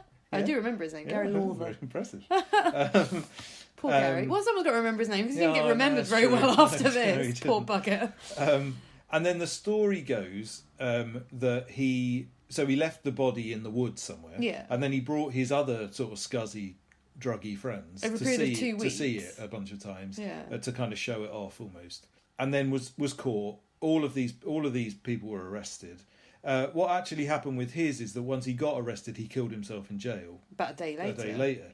So as a result, there was no actual first person voices really. The two other people that got arrested for it just said he did it to kind of get out as much trouble as they possibly can, and which was probably true as well. Yeah. But he wore an AC/DC t-shirt, which was a big mistake. Bad boy. I mean, it didn't He's really on the matter for him It's at on the this filthy point. 15. Yeah. Oh no, not at this point. No, actually they weren't. This is were just they? prior to this. Yeah. So as a result of this, it kind of got just lumped in with this satanic abuse, and of course there was a big sort of narrative that went alongside this, which was like kids gone wild, and the way he was presented was as this clean cut, middle class, middle America boy who, for no reason whatsoever, killed this poor other His mate. middle class friend of his.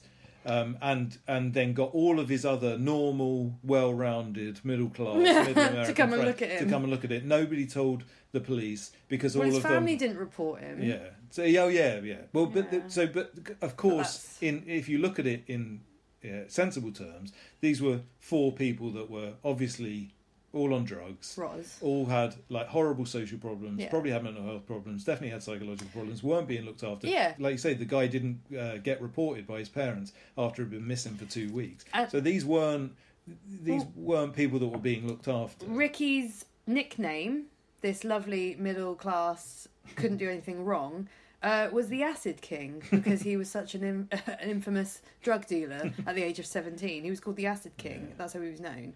Also, just to say, AC/DC t-shirt.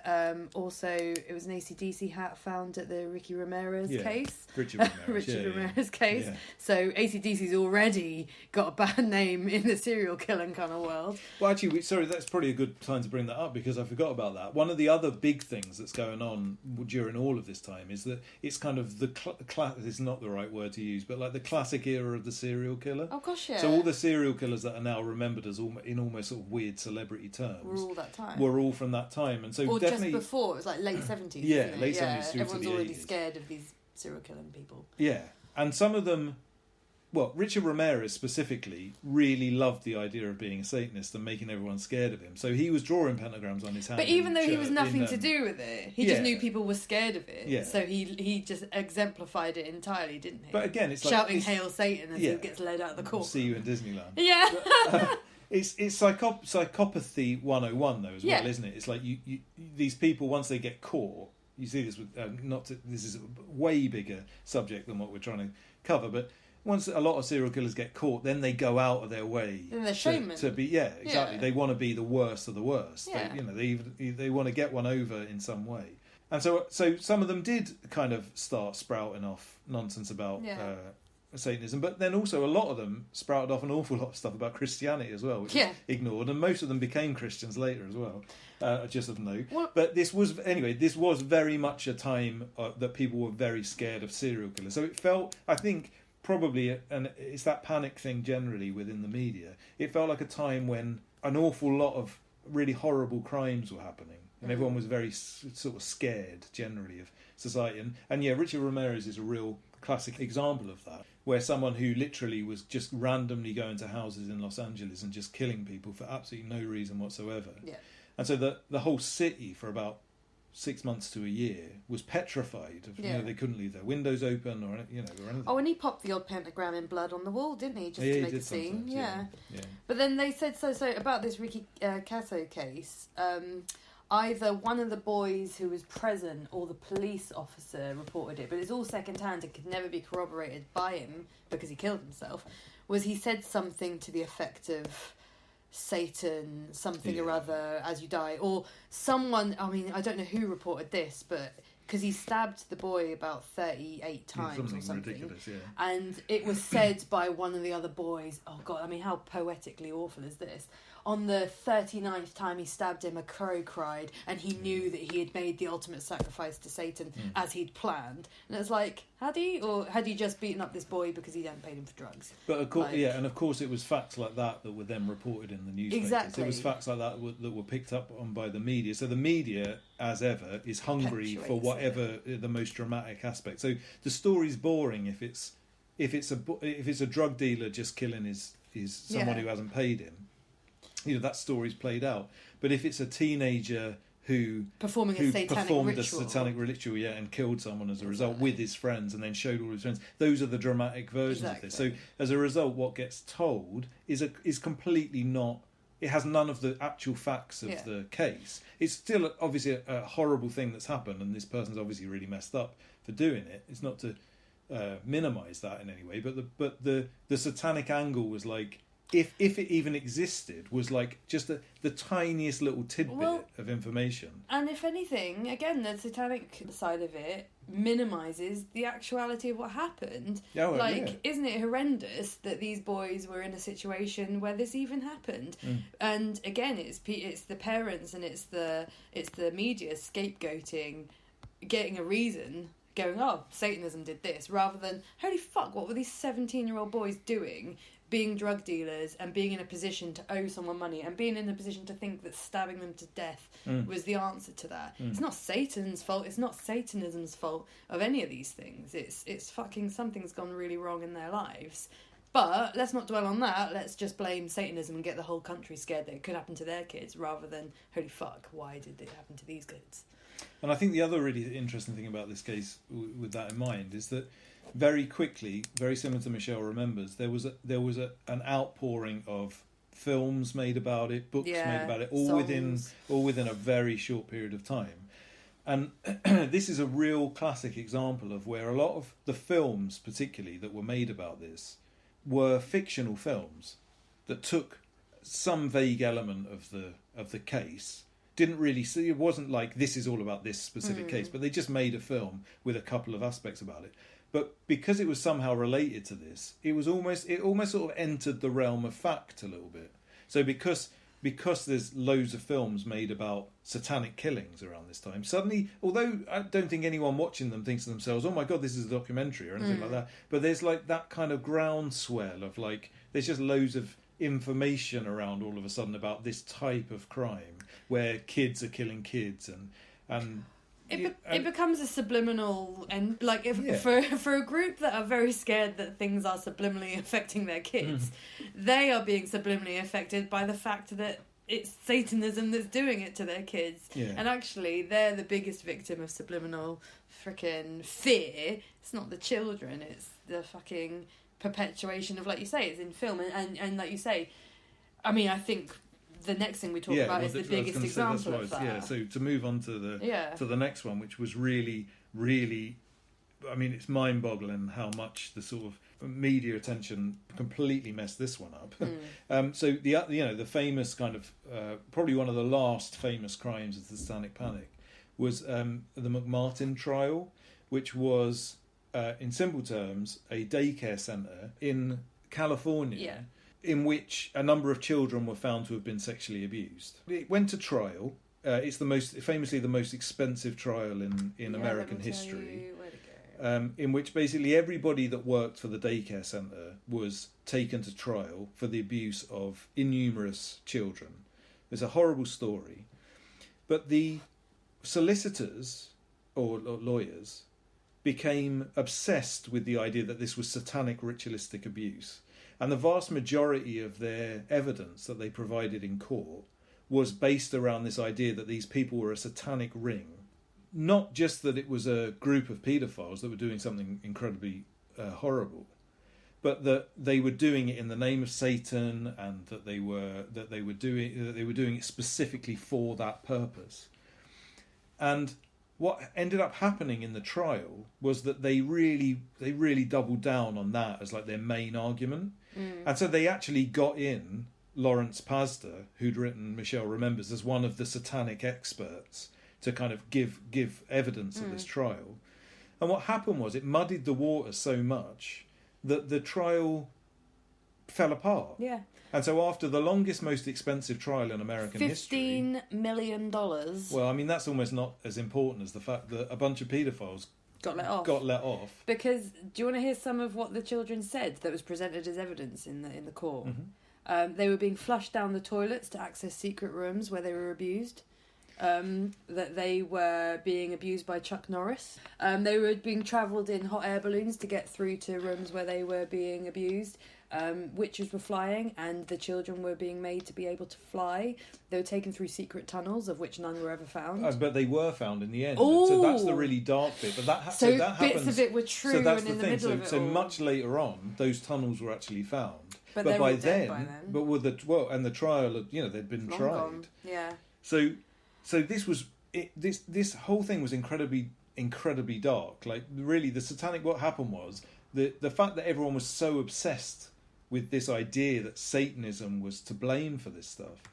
Actually, a load of people got let off from a crime which they may, I'm not. It's not for me to say if they committed it or not, but We'll never know because Yeah. they'd been let off, and then a lot of the people, because they were old at the time, they're all. I mean, a lot of the people are dead now. Yeah. So it can never be looked into again. And a lot of the kids who were involved at the time, who were very young and probably were being able to retell some parts of what was happening to them, are now older, and actually, because it's so muddied for them, a lot of the kids are saying, I made so much of it up. I feel awful that I lied, which is sad because maybe in the midst of all that trauma, they've muddied it themselves. Well, And this is don't- the problem with don't that's remember what I think. That's everything. one of the reasons why the regressive therapy was so disproved. Yeah. Was that it's not to say that what someone's saying isn't true. It can be so influenced the all the stuff around it can be so influenced. So if something's happened to someone and you want them to tell you that it was as a result of satanic activity, then it gets muddied in with all of that. And, Well, this and then, is. I mean, you said the whole thing reminds you of the like Making a Murderer when they're talking to that boy. Yeah. Like there's the main guy that gets put in jail, and then there's the guy that is the younger boy that Who's is got a learning still in disability. jail.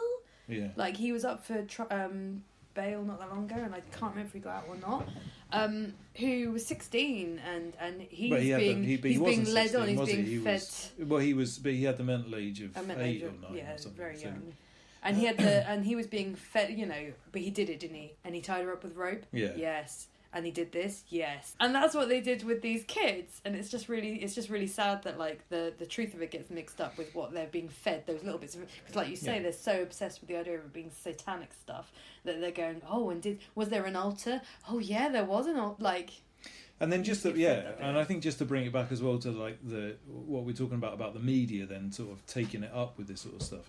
Not too long after this trial, there was an HBO like made-for-TV movie specifically about this trial, which claimed to be completely based on facts. It's got James Woods in it. It's called Indictment. I haven't actually seen it. It was made in 1995, so it was a little while afterwards. So the film, which again was like watched by millions and millions and millions of people, and was kind of almost seen as like the final word on this terrible case that had been at this point had been in the news for years and years and years. It paints the abusers as victims and the parents and the children as liars.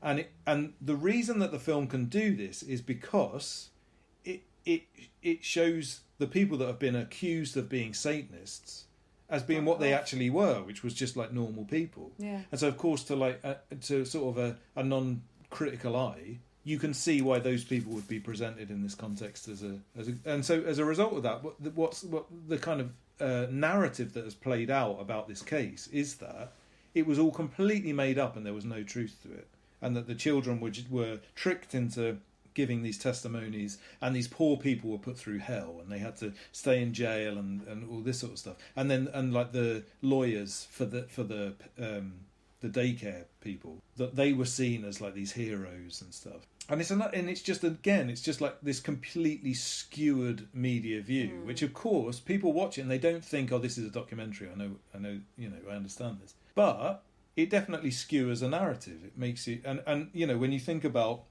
abused people being called liars in court, and or in the media more so, it's right. It's so much more rife, and it remained rife. I mean, throughout the to the present day, which is, I just think, a really dark aspect of this, which again brings up the question of who is the evil here.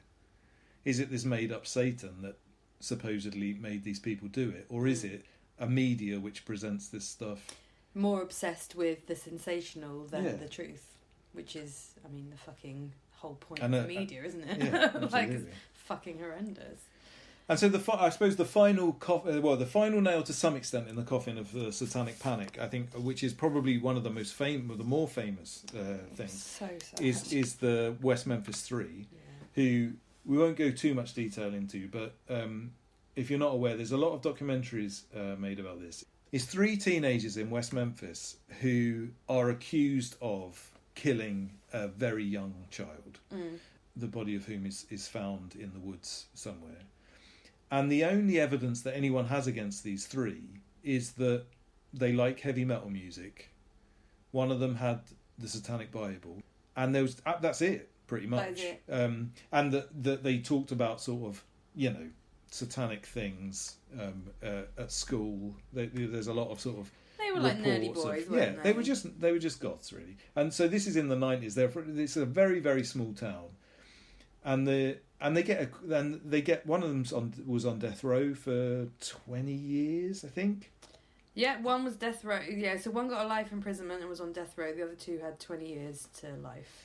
But they're all out now. But they've actually never been found not guilty. They had to agree to a plea where I can't remember the name of the plea. The Alford plea. Yeah, which is more or less that no one really knows what happened, but we're going to let you out of jail anyway.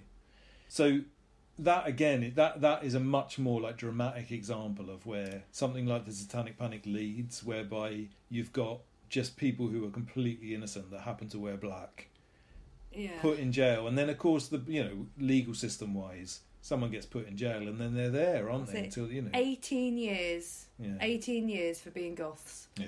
Horrendous. It's absolutely and they're horrendous. not even, and they're not technically innocent now, but they are out of prison.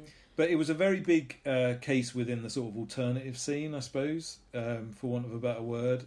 So that's probably where anybody would have heard it from. But there's a lot of different documentaries made about it. There was 3 made at the time, which kind of follow the initial trial, and then when they have an appeal, and then I think maybe when they have another appeal after that. But there's a more succinct one which has been released quite recently.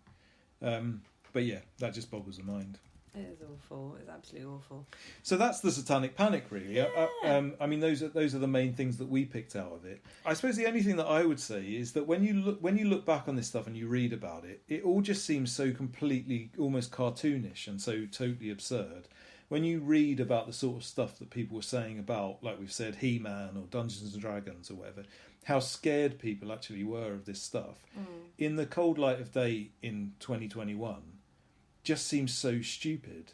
And I suppose what I've taken from this is that I think that's how in 20 or 30 years people will look back on all the stupid shit that's going on now. What, like Brexit and stuff? Well, yeah, and just sort of the amount of racism that's suddenly, rearing its ugly head again, and that generally the political and the huge generation gap, and not even just generation gap, actually, isn't it? It's just like I think we're in a similar time now. Soup of not understanding each other, and people refusing to understand each other, and Yeah. people needing reasons, and people and groups of people who are scapegoats for other things happening. And this is going to sound really dark and like a terrible thing to say, but one of the things that I kept thinking throughout this was that so many of the really right-wing, really stupid Christian voices that you were reading were...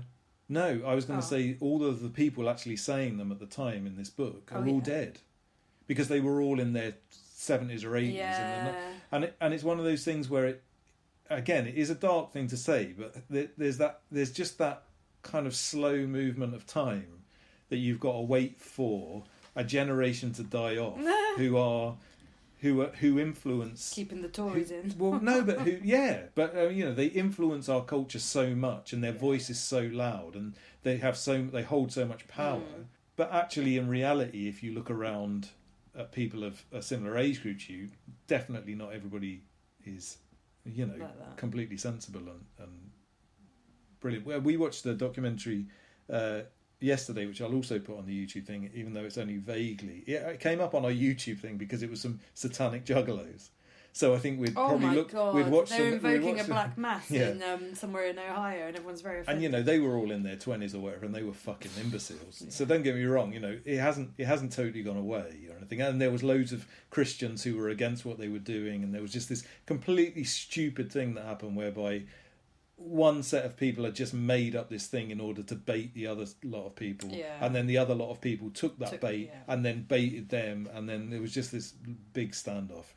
Which Where was nothing completely actually happened. nothing happened whatsoever. It was just loads of noise and loads of upset for a load of people for no reason. Although the Christians whatsoever. weren't sure that nothing had happened, they said time will tell what's happened.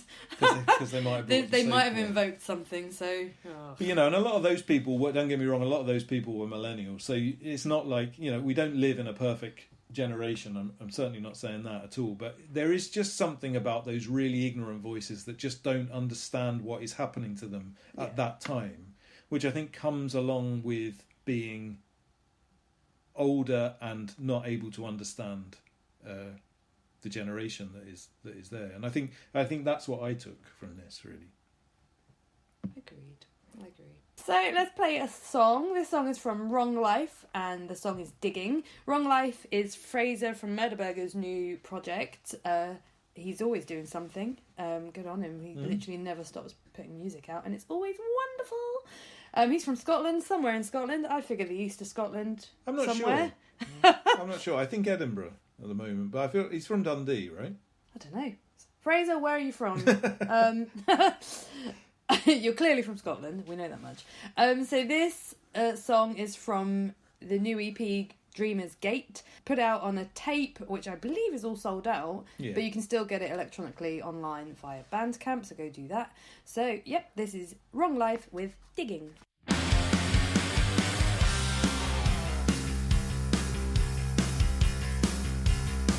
Stuck around for another year to watch more backbones disappear. Went to the basement and slept it off. Woke up and sprang with a brand new car. Called from an unknown number and said, no point waiting till the sky turns red. Not when you know where you have to be. Heaven's not an option for people like you and me. Now I'm digging holes again, on the road with no end. I'm digging holes again, on the road with no end. I'm digging holes again, on the road with no end. Losing patience with old friends, on the road with no end. Not sure exactly where I buried that memory, that field that rocked the sky, you and me. Early attempts at optimism, and vivid recollections of time spent with my mom at any meeting at the age of 8 years old. Not understanding what I was being told by shells of strangers doing their very best to start again. Echoes translated by fear have had their day around here.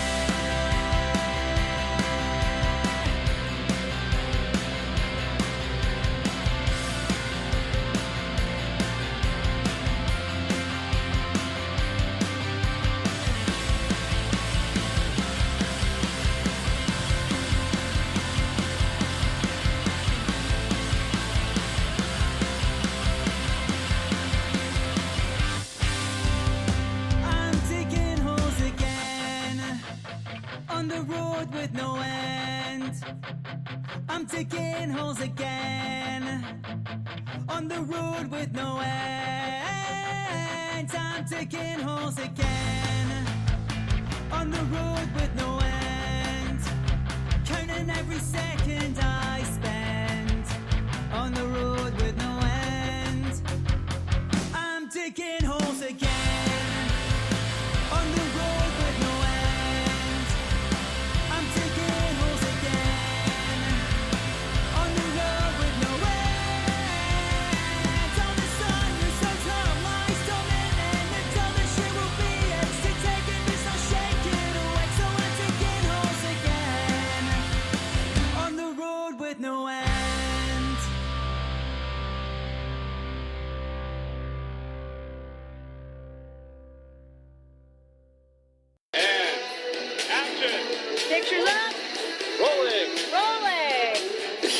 Piece of sweet, sweet trash. Avoid fainting.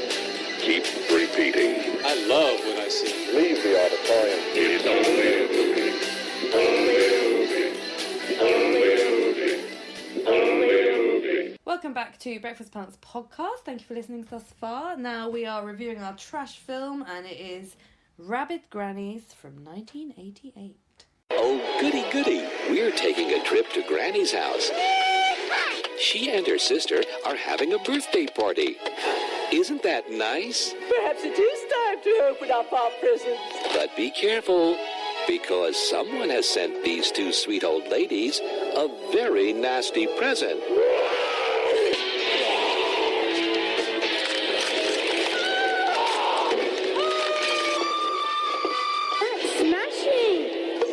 And now, these grannies have gone berserk. So you better not eat your chicken soup. At least they're enjoying themselves this year. Rabid Grannies. So what is Rabid Grannies, you ask? Well, two elderly sisters invite their wonderful nieces and nephews to a dinner party in celebration of their sisters' upcoming birthdays. The one nephew who's not invited is the black sheep of the family, whose devil-worshipping activities have resulted in his being removed from the sisters' inheritance. Satanic Panic! Yay! Also, can I just say, that is never clear in this film. We didn't even pick that because it was... I knew it was a brother that no one liked, that was it. The rest of the guests are merely putting in the time. They're actually only waiting for their aunts to die, leaving them amply endowed via their respective inheritances. But unfortunately for all but the aunts, the nephew sends a party gift that turns the scene into a frolic of the macabre and ruins the party. Under the gift's power, the aunts turn into cannibalistic demons and proceed to eat up all of their guests. That is, I would say, giving this film a lot of credit as to having a plot. Because No, I think it has a plot, it's just very basic. I mean, it's literally as basic as they're all there, they're all obviously waiting for the grannies to die. A box turns up, some smoke comes out of it, and then all of a sudden the grannies are cannibals and they proceed to murder and eat everyone but about two of them. And that's literally all that happens. Yeah. I mean, the thing to say about this film is that everybody in it is purposefully very dislikable. Yeah. Pretty much. I suppose the kid that survives isn't that dislikable because it's just a kid. Pretty dislikable. Well, we as a dislike kid. him because he's a kid, but as a result, you don't give a shit about anybody dying. The whole point of it is that the worst possible group of people have gone to visit, these sort of lovable grannies, and then the grannies turn into zombies or whatever, and so they're kill them all. So it doesn't matter when anybody dies, and then they just all slowly but surely die in kind of silly ways. So, it would be foolish not to mention the dubbing on this film, and by dubbing, it is made in Belgium, but I believe that they are speaking in English. So I can tell you this: the director wanted them to speak in phonetic English so that it could be marketed to an international market. But they are all French-speaking cast, right? Speaking very I am saying a word, which means that it's ridiculously over-the-top mouthed words, overdubbed with ridiculous voices. But the problem is, I think that the people that then overdubbed it into English obviously then tried to match it up with their mouths, and because their mouths were done in such a slow, dramatic way, it makes all of the dialogue really slow. Exactly. And so it's so bizarre. It's very disjointed. So they've obviously done it. A lot of Italian films are done in this way. In fact, I think to this day, Italian films generally are always dubbed afterwards. So all the sound is done afterwards. They film it without sound and then they dub it. Yeah. And so as a result, all of those films like the Giallo films, a lot of the 70s like Italian horror films and stuff, they all have that thing, and that's fine. There's nothing wrong with that, but it's so strangely done. But I will say this, it does kind of give it a bit of a dreamlike quality in a way. Just because it's so...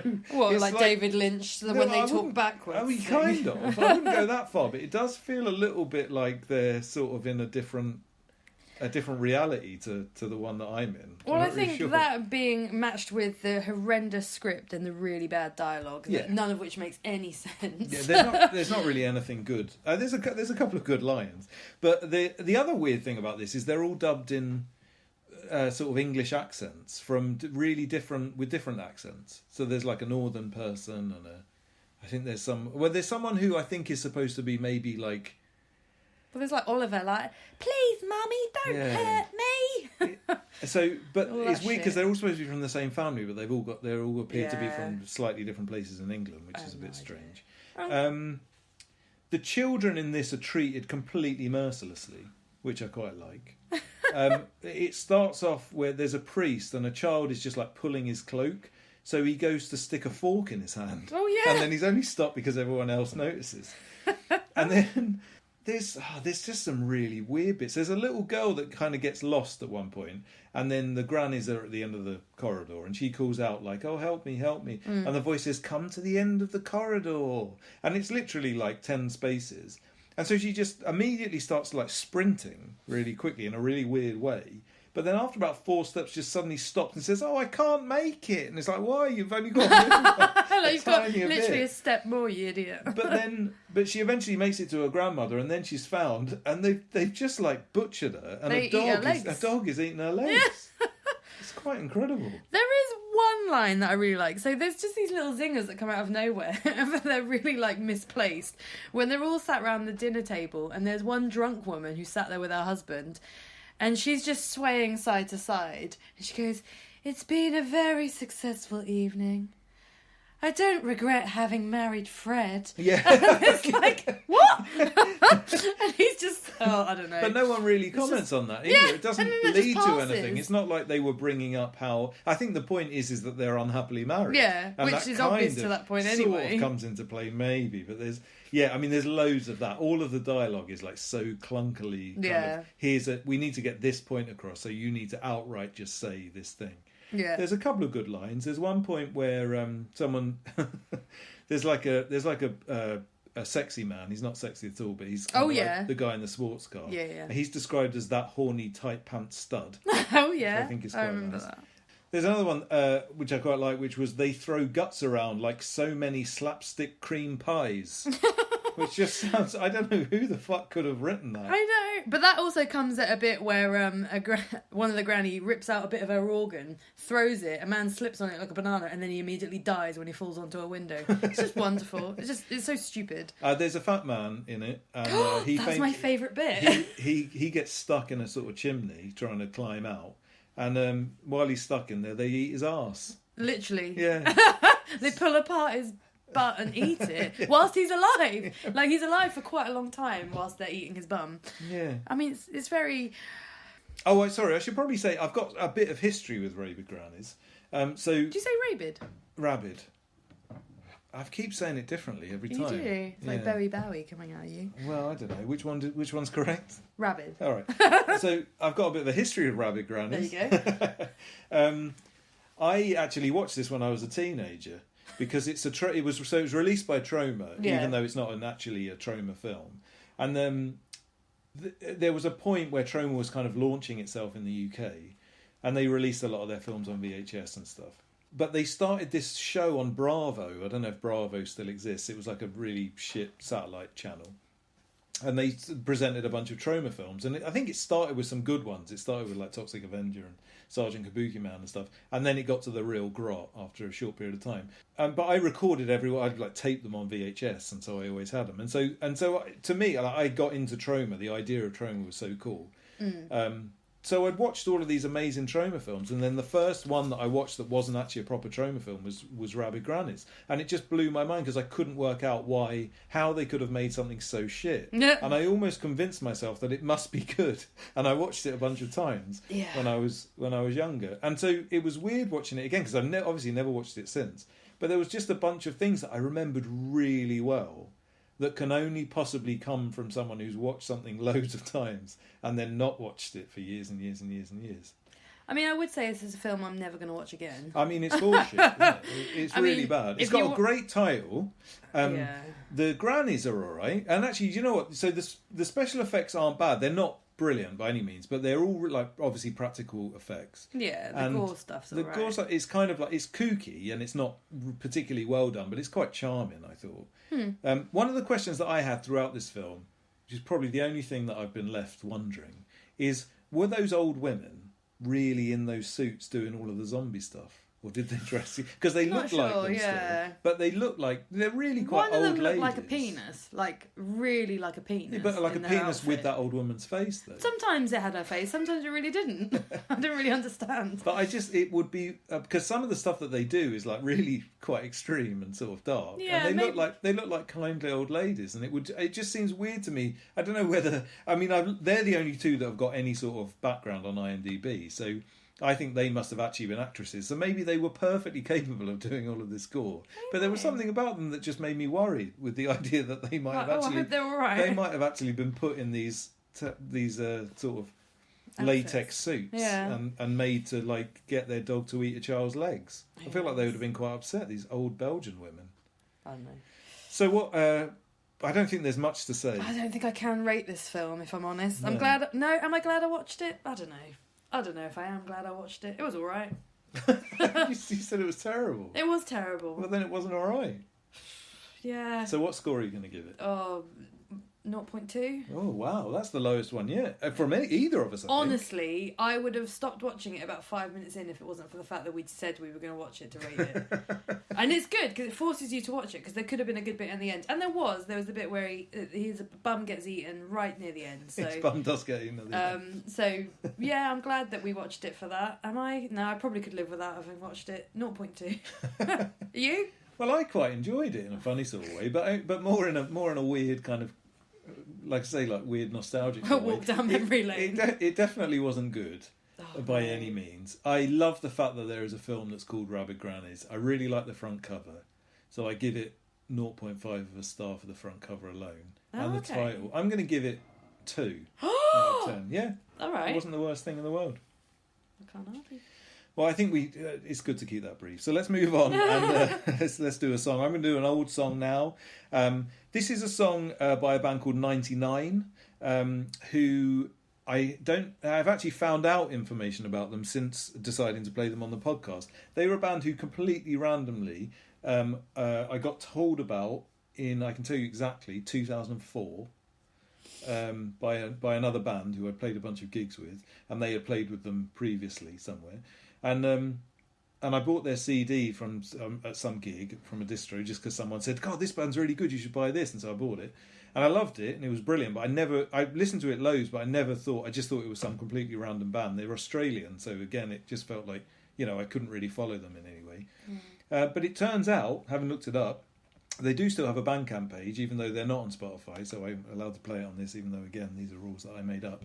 They're based in Melbourne, but they started as a solo project of someone called Laura McFarlane, and she used to be in Sleater Kinney. So that was awesome. I'm not sure when. I don't. I'm a huge fan of Sleater Kinney, and I followed them pretty much throughout their entire career. But I have absolutely no idea when. I don't think she's on any of their albums, but I might be completely wrong with that. And I'm like, again, I've only just found this out, so it's blown my mind a bit. Anyway, this is some really lovely, like indie pop punk stuff. I absolutely love it. It's from an album called 180 Degrees. Which is a brilliant album. They've got loads of albums. Again, you can look them up on Bandcamp. It's 99, but it's written out. It's like starts with an N. The and words. An N. Yeah. This song's called Polar Angle.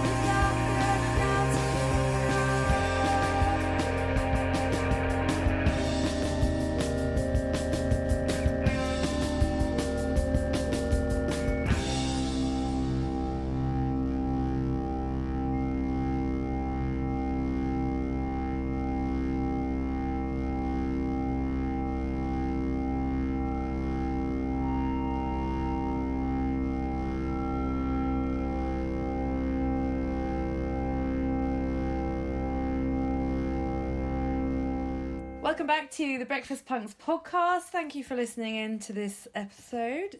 So next week will be our 10th episode, and we've kind of figured there's a semi-structure for every 10 episodes. We're gonna it's gonna be Breakfast Punks, but we're gonna be time cops. And you describe it. I was just going to say it's going to be a time cop episode. Well, no, more dramatic. We are time cops, and with our trusty friend Timebot 500. Timebot 500. Thanks for introducing Hi, yourself. Timebot. Hello. We're gonna go. We're gonna dive into a year from the past and look into what was good that year, like what music came out, what films were good, what was happening in the world, and just see if there's any content we can make out of all of that. And we're gonna the years. Oh, sorry. Hang on. We're gonna. Hi, Timebot. Sorry, Timebot. We do know you're there. We'll get to you in a minute. I hope you're doing well. We're going to pick these years from 1960 and 2019. Yeah.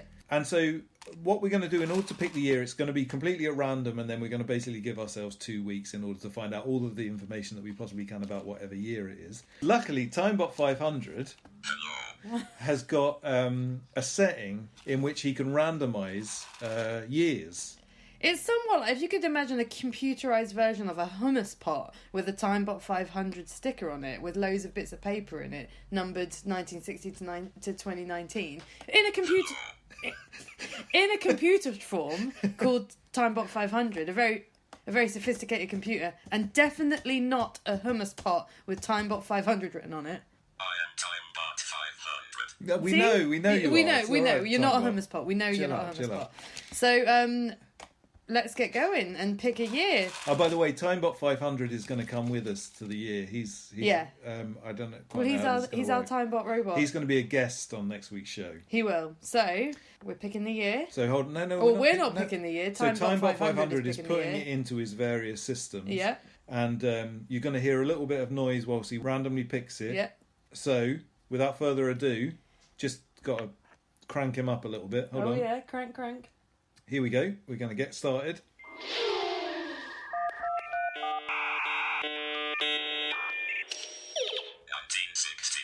Oh, well, 1966. Well, Jesus. Fuck a duck. I was hoping for something a bit. That's earlier good. than that. We almost didn't do the 60s because it's not. We'd agreed the 70s onwards, but Timebot 500 really dropped the shit on that one. I tell you what, he is a fucking prick. Oh well. No, I am not.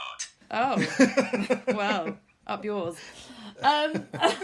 So next week we're going to be time cops. We're going back to 1966. We're going to try and tell you about all of the different things that we can find about that year. So you can look forward to that. Timebot 500 will be there. We'll be there. In the meantime, you can get in contact with us, shamcityroasters@gmail.com. Follow us on our social media, Breakfast Punks Podcast. Go find our YouTube channel. Give us a share if you get a chance. Talk about us to your friends. I don't know. Share us on your Facebooks and your MySpaces and your Twitters. Yep. All of those things. So we'll see you in 2 weeks' time, but first we're going to play a song. The last song of the episode is by a band called Starry. They're from Aberdeen in Scotland. This is from a new EP that's just come out called The Anatomy. It was released on CD by Ripcord Records, but it's also been released online by Make That a Take Records. It features Deke from Tragical History Tour and Uniforms and Make That a Take, and generally loads of really awesome stuff that goes on up in Scotland. Definitely give Make That a Take a look and listen to all of their bands. It's a fucking amazing label. It's been going for a long time. They put on a brilliant festival, or they did before all of this fucking lockdown shit. But we're looking forward to getting back up there. We went to a few, but we couldn't for ages because we were at the cafe. But once Book Your Aim comes back, we'll definitely be up in Dundee. Having a lovely time. So yeah, this is Starry with their song None the Wiser, and we will see you in 2 weeks' time. Happy camping.